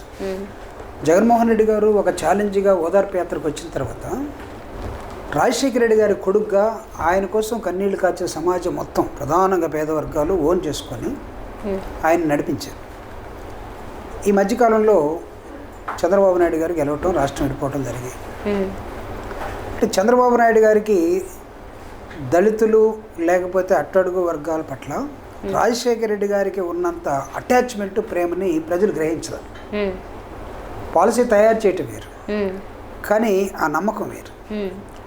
తర్వాత జగన్మోహన్ రెడ్డి గారు ఎప్పుడైతే అధికారంలోకి వచ్చాడో, జగన్మోహన్ రెడ్డి గారు వీళ్ళ కోసం మా నాన్న కోసం ప్రాణం ఇచ్చి నన్ను పైకి తీసుకున్నటువంటి వీళ్ళ కోసం నేను ఏదైనా చేయాలి అనే ఆలోచనతో ఉన్న జగన్మోహన్ రెడ్డి గారు ఒక్కసారిగా తన ముఖ్యమంత్రి అయిన తర్వాత 5గురికి ఎస్సీ ఎస్టీలకి మంత్రి పదవులు ఇచ్చేసారు. సో ఆ క్యాబినెట్లో 5గురిని ఎక్స్పెక్ట్ చేయడం అనేది మాలాంటి వాళ్ళకి ఎవరికి ఊహకు అందనట్టు అంశం. అంటే ఆ అంశంలో డెసిషన్ మేకింగ్లో దళితుల పట్ల రాజశేఖర రెడ్డి గారిని మించి ప్రాక్టికల్గా చూపించేసారు. ఆయన మీద అపారమైన నమ్మకం, ఈయన ప్రాక్టికల్గా చూపించడం. సో ముగ్గురిని చూసినప్పుడు నమ్మకం ఒక విధంగా రాజశేఖర రెడ్డి గారిని నిలబెట్టి ఒక నాయకుడిగా దళితులకి ఈయన చేయగలుగుతాడు అనేది ప్రాక్టికల్గా నా ఎంట నడిచినటువంటి వర్గాల మొత్తాన్ని నేను మాట ఇవ్వటమే కాదు పని కూడా చేర్చి చూపిస్తానని జగన్మోహన్ రెడ్డి గారు చేర్చి చూపించడం. సో ఈరోజు జగన్మోహన్ రెడ్డి గారి పరిపాలనలో దళితులు ఇప్పుడే కాదు రాబోయే కాలంలో కూడా ఆయన ఇచ్చే ఇంపార్టెన్స్ని, ఆయన తీసుకునే విధానాన్ని, హక్కును చేర్చుకునే విధానాన్ని అద్భుతంగా వీళ్ళు కూడా అదే రేంజ్లో జగన్మోహన్ రెడ్డి గారిని ముందుకు తీసుకెళ్తారు. అంటే ఇక్కడ ఒకవైపే కాకుండా రెండు వైపులా దళితులు వర్సెస్ నాయకుడు వర్సెస్ దళిత్స్. ఎందుకు చెప్తున్నానంటే దళితులని 1 కోటి మంది దళితులు ఉన్నటువంటి 13 జిల్లాల ఆంధ్రప్రదేశ్. 1 కోటి మంది, 1 కోటి మందిలో దాదాపు 33 లక్షల ఓటర్స్ కలిగినటువంటి మాలాస్, దాదాపు 23 లక్షల ఓటింగ్ కలిగినటువంటి మాదిగాస్. వీళ్ళిద్దరూ పుట్టుగిద్దరు పెడితే దాదాపు 55 లక్షల మంది. 55 లక్షల ఓటర్స్ కలిగినటువంటి దళితులు ఈరోజు ఆంధ్రప్రదేశ్లో ప్రెడామినెంట్ కమ్యూనిటీ. ఈ కమ్యూనిటీ జగన్మోహన్ రెడ్డి గారి వెనకాల నడిచినంతకాలం జగన్మోహన్ రెడ్డి గారిని ఎవడూ ఓడించలేడు. సో నాకు తెలిసి ఇంత శక్తివంతమైన కమ్యూనిటీని చూయించడం కోసం, అద్భుతంగా ఉంచడం కోసం 5గురిని మంత్రుల్ని, 6వ వ్యక్తిని యొక్క విప్పుని, దాదాపు 6గురిని ప్రభుత్వ పొజిషన్లో పెట్టడం జరిగింది. కాబట్టి జగన్మోహన్ రెడ్డి గారి దళితుల పట్ల ఉన్నటువంటి ప్రేమ కానీ, అభిమానం కానీ, వీళ్ళని ఎంపవర్మెంట్ చేసే విధానం కానీ రాజశేఖర రెడ్డి గారిని మించిపోయాడు. చివరిగా జగన్ ఈ 1 ఇయర్ పరిపాలన గురించి మీరేమంటారు? సో 1 ఇయర్ పరిపాలన ఒక వెల్ఫేర్ అడ్మినిస్ట్రేషన్గా చూడాలి. ఆయన చేయాలనుకున్నవన్నీ కూడా according to the YSR Congress party manifesto 1952 నుంచి జరిగినటువంటి సాధారణ ఎన్నికల నుంచి ఈరోజు దాకా 2020 దాకా దాదాపు ఆ యొక్క 40-60 సంవత్సరాలుగా వచ్చినటువంటి ఎన్నికల్లో మేనిఫెస్టోని ఫుల్ఫిల్ చేసినటువంటి ఏకైక రాజకీయ పార్టీ, ఏకైక నాయకుడు ఈ 1 ఇయర్లో చూపించడం అనేది జగన్మోహన్ రెడ్డి గారికే చెల్లింది. వేరే వాళ్ళు ఎవరు కూడా చేయలేదు. కాంగ్రెస్ పార్టీ కానీ, తెలుగుదేశం కానీ, కమ్యూనిస్టులు కానీ మేనిఫెస్టోలో ఏది చెప్పాడు, మద్యపాన నిషేధం వైపు దారులు అడుగులు వేయటం దగ్గర నుంచి కూడా మేనిఫెస్టోలో ఏది చెప్పాడో అది చేసి చూపించడం కోసం 90% మేనిఫెస్టోని తీసి అక్కడ పెట్టేశాడు. దానిలో భాగమే నవరత్నాలు, దానిలో భాగమే దళితుల ఎంపవర్మెంట్, దానిలో భాగమే బీసీలు వెన్నెముకగా చూడటం, దానిలో భాగమే అట్టడుగు వర్గాలను ముందుకు తీసుకెళ్ళటం, దానిలో భాగమే ఈరోజు విలేజ్లో వచ్చినటువంటి విలేజ్ సెక్రటేరియట్, దానిలో భాగమే వాలంటీర్స్. ఆయన ఆలోచించినటువంటి ఒక అద్భుతమైనటువంటి స్వరాజ్యాన్ని ఈ రాష్ట్రంలో, అది గాంధీ స్వరాజ్యం అనేది నేనైతే అనలేను, కానీ ఒక అడ్మినిస్ట్రేషన్ని ఒక నీకు ఎన్విరాన్మెంట్లో ఒక స్లోగన్ ఒకటి ఉంది, థింక్ గ్లోబల్లీ యాక్ట్ లోకల్ అని. నీకు లోకల్ అడ్మినిస్ట్రేషన్, ఒక విలేజ్ సెక్రటరియట్ కట్టి దానిలోనే డిఫరెంట్ డిపార్ట్మెంట్స్ తోటి 10-15 మంది ఎంప్లాయీస్ని పెట్టి లోకల్గా మీరు అర్థం చేసుకొని ఎవడెవడికి ఏం కావాలో డిజైన్ చేసి పంపండి. సెక్రటరియట్ పైన ఉంటుంది, కావాల్సినటువంటి రిప్రజెంటేటివ్ ద్వారా మొత్తం వస్తాయి. సో దీన్ని ఒక ఒక new trend in Indian politics. Even 34 సంవత్సరాలు వెస్ట్ బెంగాల్లో ఉన్నటువంటి జ్యోతిబాస్ కూడా చేయలేకపోయాడు. అంత అద్భుతమైనటువంటి డెమాన్స్ట్రేషను డెమోక్రటిక్గా చూపిస్తున్నటువంటి 1 year పరిపాలన కనపడుతుంది. దీనిలో లొసుగులు ఎతకొచ్చు చాలామంది. దానిలో భాగమే కదా. బెల్ట్ షాపులు ఎక్కడ ఉంటాయి? పల్లెల్లో ఉంటాయి. బెల్ట్ షాపులు స్లమ్స్లో ఉంటాయి. మద్యపానం అనేది ఒక దౌర్భాగ్యంగా మారిన తర్వాత, ఆరోగ్యాలని కుటుంబాలని మొత్తాన్ని నాశనం చేస్తున్న తర్వాత తను తీసుకున్న నిర్ణయం ఏదైతే ఉందో దాన్ని ఇంప్లిమెంట్ చేసేసి ముందు అసలు బెల్ట్ షాపుల్లో తీసి పక్కన పడేశాడు. తర్వాత ప్రైవేట్ షాపులు తీసి పక్కన పడేశాడు. లేదా గవర్నమెంట్ షాపులు ఎవరైనా ఉంటే గవర్నమెంట్ అమ్మేటట్టుగా ఊరికి దూరంగా పెట్టాడు. ఊరికి దూరంగా పెట్టడమే కాదు, దాన్ని ఎక్కువ రెట్లు పెట్టాడు. అంటే అప్రోచబిలిటీ, ప్రాక్సిమిటీని తగ్గించేశాడు. 1 year పరిపాలన యాజ్ ఏ హోల్గా చూసినప్పుడు వెల్ఫేర్ యాక్టివిటీలో అద్భుతంగా ఇర్రెస్పెక్టివ్ కమ్యూనిటీస్, ఒక కమ్యూనిటీ కాదు. ఇందాక మీరు ఒక మాట అన్నారు, ఫైనాన్షియల్గా ఎకనామికల్గా ఎదగాల్సినటువంటి నీడ్ ఉన్నటువంటి కమ్యూనిటీస్ ఎవరైతే ఉన్నారో వాళ్ళందరినీ ఐడెంటిఫై చేశాడు. ఈరోజు ఆటో వర్కర్స్ దగ్గర నుంచి అమ్మఒడి దాకా, ఈరోజు తీసుకుంటే నాయ బ్రాహ్మణ్ నుంచి లేకపోతే ఒక కొత్త విధానం దాకా, రజకుల దాకా తీసుకెళ్తున్న విధానం ఇంతకుముందు ఎవరు చేయలేదు. ఇది చేస్తున్నటువంటి ఒక నూతన విధానంలో అడ్మినిస్ట్రేషను పోతూ ఉంది. దీన్ని మనం వీలైతే అప్రిషియేట్ చేయాలి. కానీ దీని వెనకాల గోతులు తవ్వటం లేకపోతే విమర్శలు చేయటం, నాకు తెలిసి ప్రజలు ప్రభుత్వంతో ఇంత సహాయం తీసుకున్నా వాళ్ళు ప్రభుత్వానికి రుణపడి ఉంటారు, ఆ నాయకుడికి రుణపడి ఉంటారు. ఉదాహరణకి 43 లక్షల అమ్మఒడితోటి కుటుంబాలు ఈ రాష్ట్రంలో బాగుపడ్డాయి. అదేవిధంగా ఆటో వర్కర్స్, అదేవిధంగా మినీ బస్ వర్కర్స్, తర్వాత ఇప్పుడు వచ్చినటువంటి బీసీస్, వీళ్ళందరినీ డబ్బు లేనటువంటి సమయంలో, ఎకానమీ డోల్డ్రమ్స్ ఉన్న సమయంలో తను ఇచ్చిన మాట కోసం తను ఏదైతే మేనిఫెస్టోలో చెప్పాడో నవరత్నాలు కానివ్వండి, ఇన్ అడిషన్ ఇంకా మిగతా అన్నీ కూడా ఒక్కొక్కటి నెరవేర్చుకుంటూ పోతున్న విధానం ఒక అద్భుతమైన పరిపాలన. దీనికి ఎవరైనా సరే చప్పట్లు కొట్టాల్సిన అవసరం ఉంటుంది. కానీ దీని ఏదో మూతి ఇంకొక విధంగా పెట్టడం లేకపోతే పెదవి వినవటం ఇవి చేస్తే ప్రజలు ఎవరు కూడా దీన్ని ఆహ్వానించరు. జూపిడి గారు ఇప్పటివరకు మీ వాల్యుబుల్ టైం స్పెండ్ చేసి మీకున్న రాజకీయ అనుభవం గురించి అలాగే మరెన్నో సోషల్ ఇష్యూస్ గురించి మాట్లాడారు. ముఖ్యంగా జగన్ పరిపాలనలో ఉన్న ఈ డెవలప్మెంట్స్ కానీ లేకపోతే వెల్ఫేర్ స్కీమ్స్ గురించి కానీ లేదంటే ఇంగ్లీష్ మీడియం పర్టికులర్గా అది ఎందుకు ఉపయోగం అనే దాని గురించి చాలా క్లియర్గా ఎక్స్ప్లెయిన్ చేశారు. Thank you so much. మాకు ఇంకా సమయభావం వల్ల మిమ్మల్ని మరికొన్ని క్వశ్చన్స్ అడగలేకపోయాము. బట్ మీరు ఇప్పటివరకు ఇచ్చిన ఇన్ఫర్మేషన్ మాకు చాలా valid. Thank you. Thank you మా, థ్యాంక్ యూ సో మచ్.